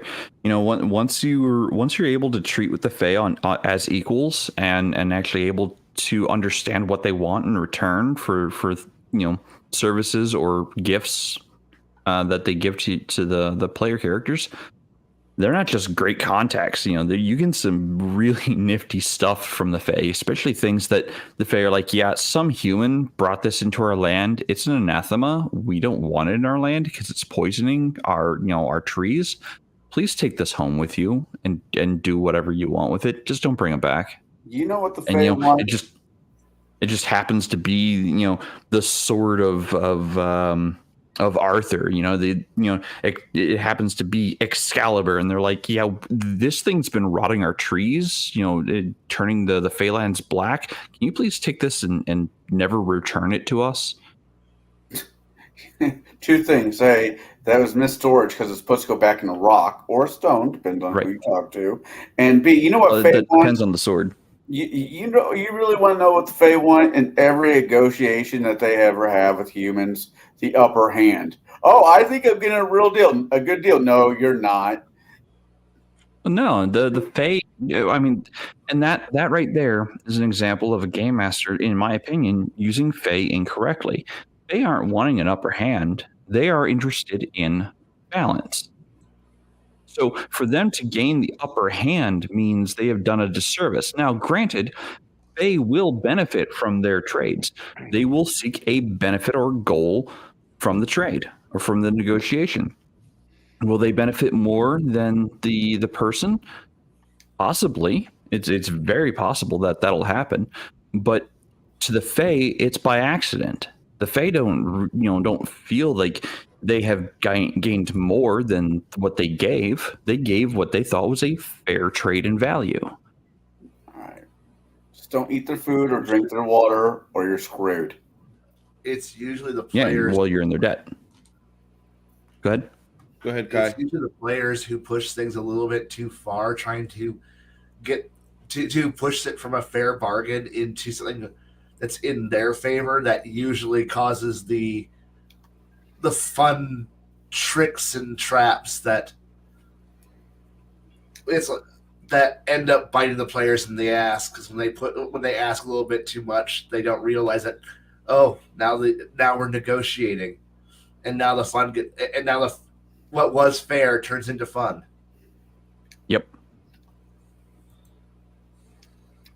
Most of the campaigns outside of yours, if I have to say which court I run into most likely as a player, is probably winter. The Unseelie. Yeah, and Matt has a hell of a left hook and a right hook. I mean, Nice. if I'm going to throw Unseelie at the party and there's a role play opportunity there, yeah, that Unseelie is going to go for some kind of benefit to them that's going to give them a large upper hand, but not necessarily against the party. And if the party doesn't want to treat with that Fae doesn't have any qualms about destroying a mortal. They don't care. It's like, oh, okay, well, what use are you to me if you're not going to treat with me and deal with me? You have no use to me, so therefore, why should I let you leave this place alive? I have no reason to. Yeah. Fair enough. Kind of a scary thought going inside Kai's head there for a second. Sorry. Baron G-Rock. Yeah. You're running your table. Your players realize where they're at. The way you typically run a very improv-based game. How do your players at the table usually take into their adventures into the Fey realms? Do they recognize the danger they're in? Do they just kind of ride along, be like, buckle up, he's running us in the Fey now? What's going on? The funny thing is the last time I ran, I had a person who had never encountered the Fae in a game before, and she introduced herself to the puck and ended it with her name and "at your service." Oh. Whoops. Hey, this character come with her own barrel? Well, the thing is that I kind of GM fiated it a little bit and go, "You're new here, aren't you?" Speaking as the puck, and she was like, "Yeah." Never say that to one of our kind, because they will take full advantage of that. That's your one and only learning lesson here in the Phalanx. So I mean, I could have ran with it like crazy, but sometimes when a player is as the player is making kind of what would be a faux pas of saying that to the Fae, you as a GM have to look at it as, okay, this player has not encountered it. Also, the character has never encountered the Fae. So, it goes back to the Family Guy Spider-Man thing of everybody gets one. And that's the rule that I've always played by. Everybody gets one. Do it again, then you've had your one warning about it. I'm going to run with it. But and sometimes them making the faux pas like that actually help the party out as a whole, because then not only will the characters not fall into that same trap, but that does open up a whole new amount of other traps in order for them to fall into. And it's not as a GM trying to, is Jade put it, using the Fae against them or whatever, or putting a bad taste in their mouth with it. I try not to do that. For the simple fact of I like players who come to my table, and I don't want to torque off players who come to my table. Therefore, I try not to scare them away. So I'll give them that one courtesy. Okay, don't do this type thing. But yeah, it was there were some other things that happened in that game. Yeah, exactly. That where another player was bitten by a wolf, and then that player killed the wolf, and then all of a sudden the player's character started to change a little bit because it happened to be one of the wolves that were there. They were in the Winterlands, and it was one of the scouts for Queen Maeve. Well, there always has to be a scout, so therefore, got bit. You were stronger than me. You must take my place. And if you think about it, that is a very Fae thing to do, because typically, especially in the winter, they look at strength above all else. So if the whole thing of I was not strong enough to defeat this enemy now has to take my place, for the simple fact of they are stronger than me, they are better for the realm. And that's the thing, is that it's kind of getting into those mindsets when you're GMing for the Fae themselves, is you kind of have to put yourself into, okay, how would they react? How would they keep up defenses? How would they keep up, everything? How is the kingdom survived this long? And that's what it boils down to, is that especially with the the Unseelie or the winter Fae, is that the strength. But there's also kindness there, because technically Santa is considered to be part of the winter court. Only half the time. So I want you to think about that. Santa is part of the winter court. Half the time.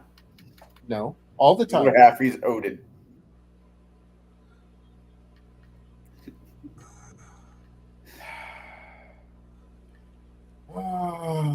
New record 3 times this time, guys. 3 times. The Crafting Gamer, gotta ask you real quick. When you've got your table with you, and you're running somewhere fantastic, just have you ran the Fae before or no? I have ran the Fae. You see, I'll admit my primary group, and I didn't think about much more of my groups that I showed the Palladium for, but I did run the Fae a few times with my main group, and they just didn't know it. Like, I'm actually going to touch on I'm going to touch on 2 halves here because of my experiences. One, which is the elephant in the room that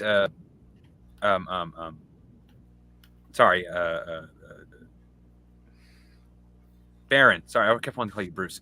That Baron just kind of. Why am I an elephant? I'm talking about the fact you talked about Santa. Santa in his realm of itself is its own elephant in the room, because Santa has his own Fae realm all to himself. True. And that's where I shoved my main players without them really realizing that they were in a Fae realm. But because they're in Santa's Fae realm, things were different. Like, if you wanted to, you could walk on the ceiling to go get something. So the elves had desks and other things up on the ceiling to save room. Because yeah, Santa, the Fae, it feels infinite to mortals, but even to the Fae, there is only so much space. That's why it's constantly changing, at least in my games. So Santa, to a human, his shop was infinite. To the Fae, it's like, yeah, I don't have enough space here. Okay, let's put something on the ceiling real quick. But they accepted it because it wasn't world breaking compared to what they wanted. But with the other guys that got with the temporary groups, the guys who got lost in the forest, their entire campaign was them trying to get out of the forest, and they never did. Because I didn't think about it, but Jade does have a really good idea. You're never more than a day from the exit if you really want to be. That's or not Jade. Oh, who was that? Kai. Oh, right. Sorry, I'm getting all this confused. People go on such long, good rants, and I try to listen, but I forget what I'm hearing it from. If you're listening in and you're interacting, but you're not watching who's talking, I could see where you could have that mistake. That's understandable. Yeah. But I'd get and consider the whole day away from the edge, and that is a really good idea. So they the campaigns ended with them going, okay, we have to go talk to one of the kings of the not Sealy Court, of the Fae. I'm listening to you guys, and see about getting out of here. And I warned you guys, and I did warn them that if we ever got back to it, we never got a chance to, that was going to be expensive with a Fae. You might not like the price. They're like, well, we'll have to pay it. And I was already thinking of, they would have to take on, because the closest king, they would have more than one to choose from in my realm. The closest king they could find would be a Fae that enjoyed curses. So for him to help them, they would all have to accept a curse. That was the idea I had. Odd question. Yeah. What if one of the players' characters already had a curse on them, and the Fae being interested in curses? What if the character said, "Hey, I'm willing to offer up my curse for you to entertain yourself with, for you to take and toy with and discover what it is and how it works"? Would that have been an acceptable payment? Oh yes, definitely. Because the Fae, the one thing I will give Fae above humans is a level of curiosity. Humans are ever curious. The Fae are dangerously curious. I mean, humans can be too, but the Fae take it to the extreme. When a Fae wants to know how something is made, they will do straight up all the way down to split the atom, make atomic bomb. Okay, so that's how that works. How about this thing next to it? Like they'll just when the Fae are curious about something, they want to know every single possible aspect because they have that level of power over reality. So Robotech 00 has a question. Oh, hey man, I haven't seen you here before. So as a noob to the Fae, what book is this from? We're not really following any one particular book. For example, I use a lot of Fae that are rooted in Irish mythology. So most of the Fae I use are the Fae of Tir na Nog or Megmel, the ancient Irish Fae. And if you're going to use Fae, I do recommend doing research of your own to whatever Fae you want to use. There are Fae of the Norse lands. There are Fae. I mean, yes, you could use the Fae in whatever printed material for the game engine that you're running, but I find it far more fascinating to use the Fae that exist within mythology because they are far more mysterious. Anyone else want to jump on that? Well, and I mentioned before, I use stuff from Iron Druid, from the Junkyard Druid, the even some more obscure titles like Bubba the Monster Hunter, things along those lines. Even going to in tune with the Dresden Files. So I mean that you can kind of pile all that together and kind of sift through it and see what you like, see what you don't like. Okay. I use a combination of Exalted Changeling of Dreaming, and Legend of the Five Rings put together. So a lot of what I say comes from one of those three sources. Most of the first two, I haven't had a chance to go into True Weebery yet. That's for another night. I like using and reading. I'm like Jade. I use a lot of Irish mythos. I like Eastern European mythos. Uh, Chasing the Green Fairy when I have nothing else to do that night. Uh, if you know, you know. Um, and just whatever I read. I mean, there is a mountain of material out there you can mine from some really good movies to some really horrible movies and everything in between. Merlin was Sam O'Neill from the guy from Jurassic Park. It was a Hallmark movie or something like that where he played Merlin and had a lot of Fae stuff in it that was interesting. Sci-fi. Was it sci-fi? Okay. Well, it came out when I was like in junior high, so if I don't exactly remember where it came from. But there's a bunch of stuff out there. Just be careful what source you're using from of it. Some of them, some books out there are not exactly.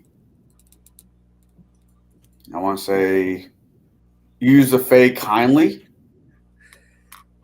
And if you're DMing at a table with a bunch of nerds, and there's always that one who is a third level wizard at the local Renaissance fair who knows more about Faes than Faes do, you might run into some issues with that.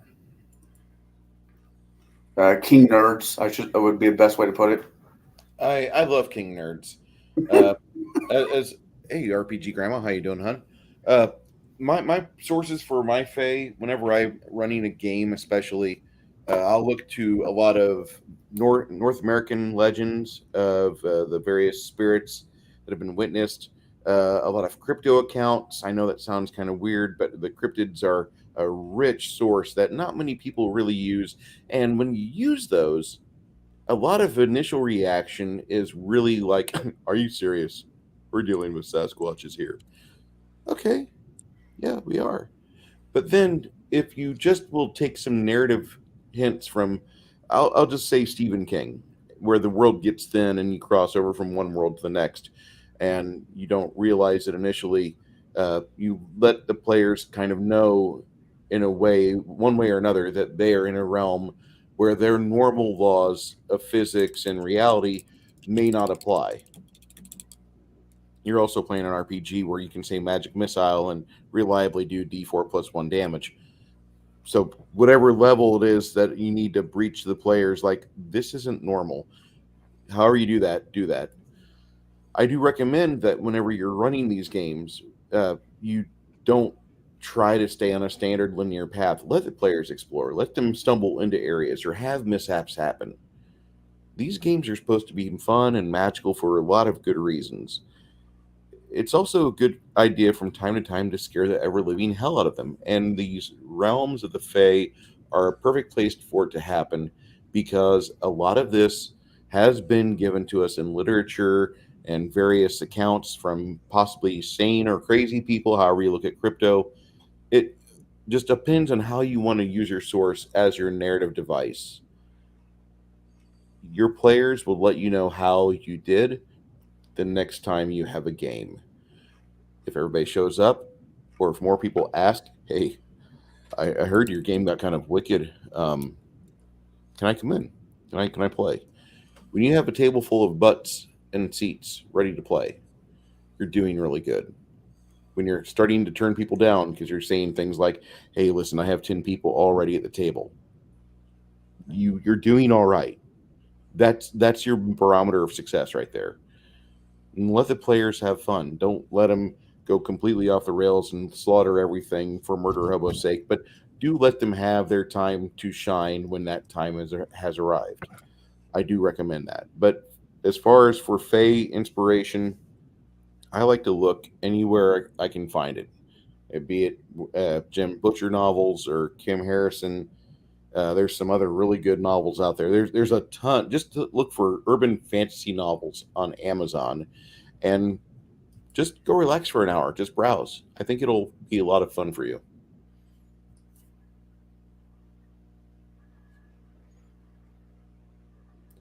You know, we could go with a third question, but I don't think we can really do that within the time allotted. I love Kai to pieces, but Kai, it's getting close to 9:30, and I don't want you to. If we do a third night of this, I would love to talk about what does your favorite world look like as it kept up with the times for a modern era theme. Does it still look like the era, the Tudor era, or is it its Well, own? then we can. Well, that could end up streaming straight to the theme for next week. Would be your Fae in the modern era. We haven't covered that at all. I mean, I did a tiny bit last week, but Well, I don't think it's going to be next week because a bunch of us are going to be shoving our face right. turkey. I forgot. Yeah, Okay. You can keep your turkey. I'm gonna go with the brisket. Ooh, that's it. I knew it was Sounds like a hell. Go to party at Jade's house. Hey, I offered to make him and his wife duck, so I don't know. Ooh, steampunk Fae. The more edgier of Fae. I could see steampunk Fae being more of a thing if the game is set in more of a sci-fi setting. So, to me, the Fae aren't always like up to date on what the norms are. But we'll get into that next time. Yeah, we definitely can get into that 2 Thursdays from now. okay. That's Castle Falkenstein right there. It is. Just a reminder, Go ahead. real quick, Bruce. Just a reminder, everyone, we will not be here next week due to the holiday. So we will be back in 2 weeks. So definitely make sure you mark the calendar, hit the subscribe button, hit that little bell so you see when we go live. And then that way you will be able to catch the next episode. All right, go ahead, Bruce. Well, Saturday night, me and Chimerian are going to discuss magic in a campaign world. It was on a previous episode of our friends Biggest Geekus. Joe and Randy dissected magic a little bit, and we're going to go through their questions and just kind of discuss things. No, wait, that was Gatekeepers. My bad. What was the Gatekeepers you had last week, Jade? Last week was powerful characters. Yes. Oh, dear God. Leave God out of this nonsense. He has better things to do. Thank you, Flighty. I've got a conundrum that I have. I was supposed to yesterday do a giveaway drawing, and one of my members has gone hog wild. He didn't have to do it, and he's right here in the panel. It's a crafting gamer. There was, I don't know if there was a show for Gatekeepers last night or not. There was not. I'm working 50 to 60 hours this week, and I had a case of mush brain on trying to come up with a topic. So sorry, I wasn't able to produce a topic for last night. Hey, Bruce. What are you doing? What are you doing with Kai on Saturday? Sorry. We're discussing powerful characters. Watching the show and then talking about it as if because we weren't on the panel, so we want to still talk about it because it was a cool show. I want to talk about thank it. you. I wasn't on the panel either. I'm going to be at a wedding. Otherwise, I'd offer to join you. Hey, we had you as a virtual host recording. Oh, okay. Yeah. You will Fair be enough. there in spirit and in voice, but not you personally. The simulacrum says yes. Maybe I need to go put chapters in it so I can capture the questions for you. Oh no, wait, I put slides in it so it shows the question on the screen. Never mind. Thank you. Where the hell have I been? I didn't notice that. Oh, Jesus. At 9 No, p.m. you should be that's what watching. happens at 9 or whenever my previous stream ends, because this Saturday and 2 Saturdays from now, I am running the alpha test group. The Heroes of Ream is what that's turning into. or the Duchy, the heroes of the Duchy of Ream. They'll be doing that session Saturday, and then 2 Saturdays from now, because my regular game is getting preempted because of holiday silliness. I love the holidays, don't get me wrong, but I really don't like the fact that like the holidays get in the way of our Good thing, like game. I know, like, what do you mean you guys have to go see your family? No, you belong here at the table. Tell your aunt you'll see her next time that she's at a house on a Sunday, and you'll give her a kiss on the cheek and say thank you for thinking of us. But I really didn't want to have your dry ass turkey. Don't ever do that, by the way, guys. That's sort of don't say that. So, I'm going to answer Robotech's question real quick in chat. Robotech asks, powerful characters, as in level or gear. Now, I put into the private chat a link to the video of last week's Gatekeepers. The topic was powerful characters, and power takes form in many different ways. Gear and levels is just one form of power. But there are many forms of that power can take. It can be political power. It can be economic power. It can be, being able to sway the masses to your favor. That is another form of power. So as far as power is concerned, we talk about many different ways that players can be powerful that aren't just murder hobos and not just level power. Yes. So I invite you to go give the episode a watch, and if you like it, leave a like, and if you have further questions on it, drop a comment in the comment section. We'd love to hear your thoughts on it. I'd like to say hello to a friend I haven't seen in a while. Well, I saw her with our friend author Stephen Walton not long ago on one of his streams. Hello, Ashley and Gaia Storm. It was actually I wasn't on that stream. Might have been on another stream. I'm sorry, dear. But I've seen her lately in other chats. But hello. Good to see you here. Good to see you here. Six Nation says, holidays, relatives, jury duty, marriage, speed bumps, and a tabletop RPGer's quest for epic gaming experience. Jury duty? They know better. Yeah. Anyway, Saturday at about 12:30, I should be turning on everything to get us going for the alpha test. So Flady, Six Nation 31 Kings, the Crafting Gamer, and everyone else that's involved with that, please, I'll be posting that information in our Discord, but we'll get everything squared away. And if you guys cannot be there, I understand it. There are other things that are more important than getting your virtual character experience. I do understand, as much as it grates my teeth, as much as I grind my teeth on that. I'm definitely going to be showing up this coming Saturday. I got to teach Janet from Another Planet a new word. Oh God! last time you did that, I about had a small seizure, but it's okay. Not as bad as it was at Six Nation had it come over his TV, and he had to tell his mom, "Don't look that up." Don't look it up, Mom. Don't look it up. Okay. Friday night, me and Janet are on the shit show on her channel. Anybody doing anything for tomorrow night? Tomorrow's Friday. Name-wise. Friday, I'll be at a game, but it won't be online. I'll be playing Starfinder. I'm playing a bear. Oh yes, Bears are awesome. Bears are awesome, Scott. Then Sunday. Me and whatever people decide to show up on this Sunday, we'll be doing reviewing the 1970s. I don't know 100% what year. 1970s, I think. MASH, the TV series, the movie, not TV series, the movie that started the TV series. Then maybe later on that night, me, Victor, and maybe the bear, if it is this coming, if it works out, we'll be reviewing the 13th Warrior.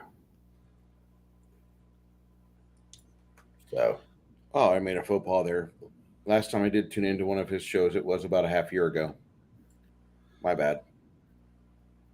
Okay, now that I look like a fool. A Bruce. Ashley's a very cool person. She's very handy mechanic. She's a mechanic. I like handy mechanics. Yes, I'll go with that. I think actually she runs more of a tow service, if I remember right. Mechanic good here to see too, right there, Yeah, there is a right below me. yeah, that guy right there. Yeah, this It- fella right here, he's very good with cars. I mean, it. I mean, as long as you're willing to listen to me curse up a storm when I bust my knuckles on something, sure. Why? We record that. Yeah, well, shade tree mechanics. It's getting harder and harder every year. I'm glad you could stop in, Ashley. Jade, aside from the regular things you're doing, you're really busy with work. Are you going to be doing pretty much just this show or maybe Gatekeepers throughout the week?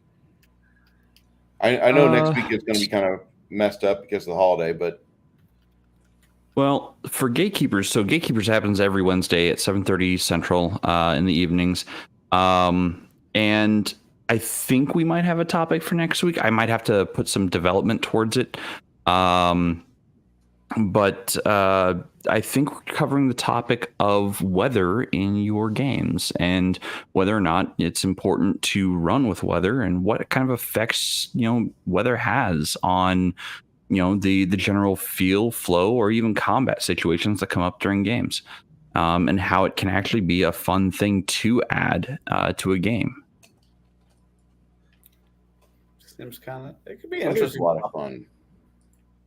I mean, could you imagine trying to fire arrows in a windstorm? No, because it'll knock the arrows off course, unless you're upstream of the wind, in which your arrows might be carried with even greater velocity towards your foes. But wind is a fickle thing, and it could change directions at any time. Wise man once said, "Do not piss in the wind. Go get on your shoes." I can't. I want to watch that show that you have next week then, because weather plays a big part in sailing, and being where the players are on every other Saturday. I mean, that's a possibility. Oh, And the other aspect you have to think of about that with weather is there are some druid magics or nature magics that are very much affected by the weather outside. Call lightning is just one of the spells in T&D where druids, if it's actually already storming outside, the lightning that hits harder if there's a storm. So lightning or storms can play a huge part in a game. Oh, well, thank you. I worked very hard with this microphone and OBS software to make sure that my audio is good for you to listen to, because it used to be crap before. So my hard work is paying off. Thank you. I think she's also referring to the fact you have one of those voices that people could just listen to. I mean, it's not as smooth, let's say, as GM Cody. I mean, he's very morning, cup of coffee type voice. And you got Bear, who sounds like he's your favorite sports announcer. But Jake, yeah, you come in close to it. Okay, you have not lived until it's 4:00 in the morning, and you're sitting here, and all of a sudden, Mr. Max Bouvon comes on. Oh, yeah. And normally he's all like, oh, tapato. But no, he comes in and he's all like gravelly and everything else. You're like, oh, now that's the voice. That's the voice. Oh, I'm still so sleepy. Oh, yeah. The deep gravelly with the French accent. Yes, that just hit it perfectly. Oh, I think I need to drink more. No, you don't. What? I have another 2 cases of beer I have to go through before it goes bad. I haven't had a beer in 2 weeks. Well, I drank enough for everybody last week. I'll tell you what. After I think tomorrow we're going to the Only Feet. I don't know if you can see there or not. Yeah. If anybody wants to know why I'm drinking after tonight's stream, this is why. Those are ant bites 2 weeks after the actual bites happened. I got chewed up on an anthill. I didn't realize the concrete was basically just a sounding board to let the ants know, hey, guess what? There's bugs here. So I found where the bugs were at. Not really happy about that, but I got to go to the doctor tomorrow and get that shot taken care of so I can get this accentuated, because I've got some lotion, some cortisone, I've got some apples, I've been eating apples because that's supposed to help push things around. Lemons are good. I've been rubbing them with not lemons, and then apple cider vinegar, rubbing that on the skin, trying to get the swelling down. And all the swelling now has gone to my foot after like 10 days. It went to my foot. I'm like, I hope I can work Friday. That's all I want. I just need to be able to get to work and do work. That's all I want. But, Is your local area having a ball Tom Selleck contest? Because I'm just saying. are you Very quickly down under. But Garrett, do you have anything going on stream wise in the next week and a half?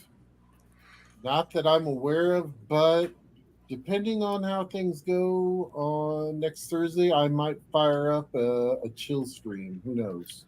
Oh, you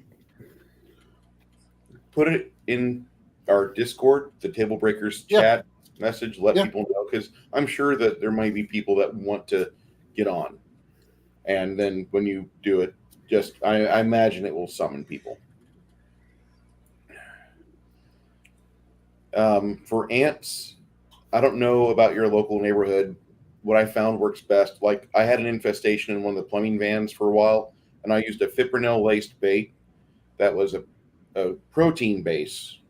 Fipronil is a very good ingredient for active ingredients, because what that does is that it makes the chitin hard for it to shed. And so ants and whatever targeted insect it is that eats that, they eat the fipronil laced bait, and then they have a hard time shedding their skin, but their insides grow and continue to push out. And it will wipe out a colony. Thank you, Ashley Lynn. I truly appreciate that.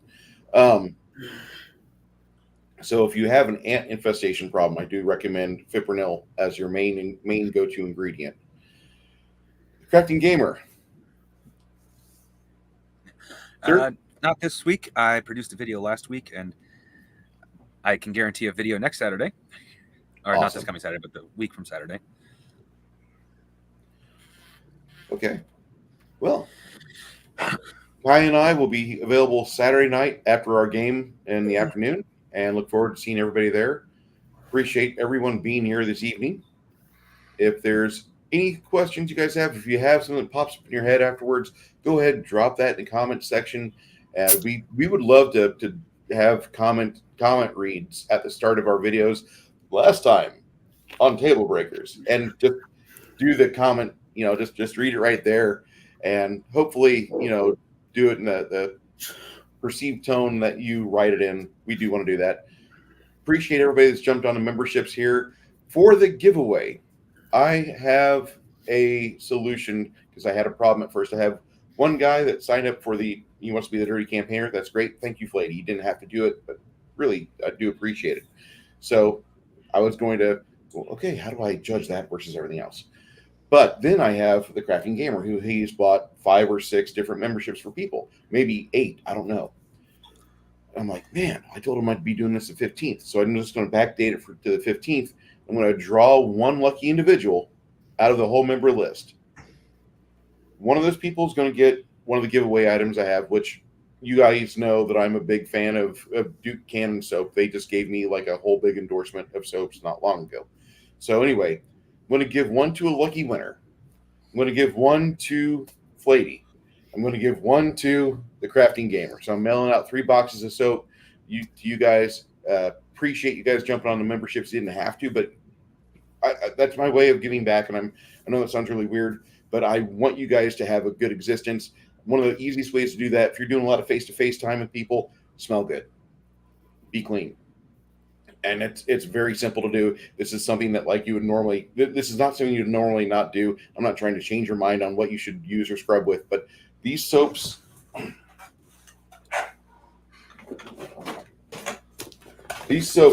are just badass, and they give you quite a bit of bang for your buck. They're 10 ounces of happy lather. Okay, you get that with water and your body hair, and you will have lather for minutes. It's great. Yes, lady. Dude, you didn't have to, but I appreciate it. I really do. The I'm first trying thing to figure out how I can become a member so I can get a damn bar of expensive ass soap. well, it's not that expensive. I mean, what's the minimum Jesus. wage? It smells like bacon. It doesn't They taste haven't. like bacon. Okay, Connell, they've got a big display of it at Walmart. Yeah, Walmart's just jumped on to Duke I don't Cannon. see it. I haven't seen it at Walmart. What I do see at Walmart for soap is normally that the other one with the Bigfoot guy on it. You're talking about Dr. Squatch, which Dr. will last Squatch. you about a week. I've heard a lot of bad things about Dr. Squatch. Dr. Squatch smells good. It does lather, but it disintegrates fast. And that's my biggest complaint about it. These here will last me 2 weeks minimum. If I keep it in the bathtub with me whenever I'm doing my Epsom dip, these things will stay together for about 2 weeks. But if I just like conservatively will just get it, wet, then put on the washcloth, then lather up or a loofah for the wife, whatever. Either way, 4 weeks has been about the average. And that's not bad. I'm a plumber. I know what smells bad, and I want to smell good. So I'm just telling you that from my perspective, Duke Cannon is your buddy. Anyway, I'll be doing the drawing here in a separate stream. I'm going to get things set up, and I'll do all that. I'll show that out. Flavy's like, I was cool with Dr. Squatch until it took Star Wars back and I had to drop him. Yeah, sorry. 30 years ago, be like, so I'm still a Squatch user. As an adult, it's almost as sweet as a new socks, a shave, and a haircut. Yeah, I know, right? Right? So I look forward to my haircuts, unlike other people on this show. For those guys already mentioned, just go ahead and get me your information through the Discord so I can mail it off, and appreciate that. For the individual that I'll be doing the drawing for here in a video shortly, I'll be posting a video and you'll be seeing that, but it's not going to be on this. I just wanted to let you guys know what my plans were as a member bearing portion of the YouTube community. So thank you so much for giving me that time, guys. Anybody have anything to say before we adjourn? Remember, if you drink coffee, drink out blackout coffee. Blackout coffee. Absolutely. Yeah, funny looking. I just want to say, for those who are going to be celebrating Thanksgiving next week, be good to each other. Maybe sneak off with your cousins you like. Play some D&D, some RP games. It's all right, Grandma and Mom, everybody else will be upstairs cooking and bitching about their husbands, your fathers, your uncles, so forth and so on. Trust me, I know how this goes. I was a husband and father, and I was bitched about a lot. But besides from that, grab your favorite family members, go find a game to play. Go find a quiet place, roll some dice, play some cards. Make the gaming hobby a part of your holidays because it makes it go faster. You know, Connell is expecting that cousin comment to take a totally different direction with you. Me When too. he said I mean- cousin comment, I just immediately thought of the Irish Saturday Night Live where they had the kiss, find your sweetheart, and like the two contestants out of the three contestants are cousins to the guy that's up for grabs. And I mean, I was expecting him to get kicked, but yeah, What? I can be respectful. Sometimes.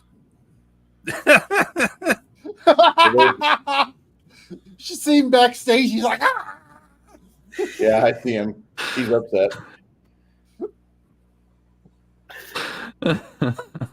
Ashley, appreciate you being in here tonight, guys. If you don't mind, she is a individual that has been around the community that I've been kind of associated with for about maybe 4 years ago, till about a year ago, and I'm going to just say that she's been very honest, and she's been a real sweetheart.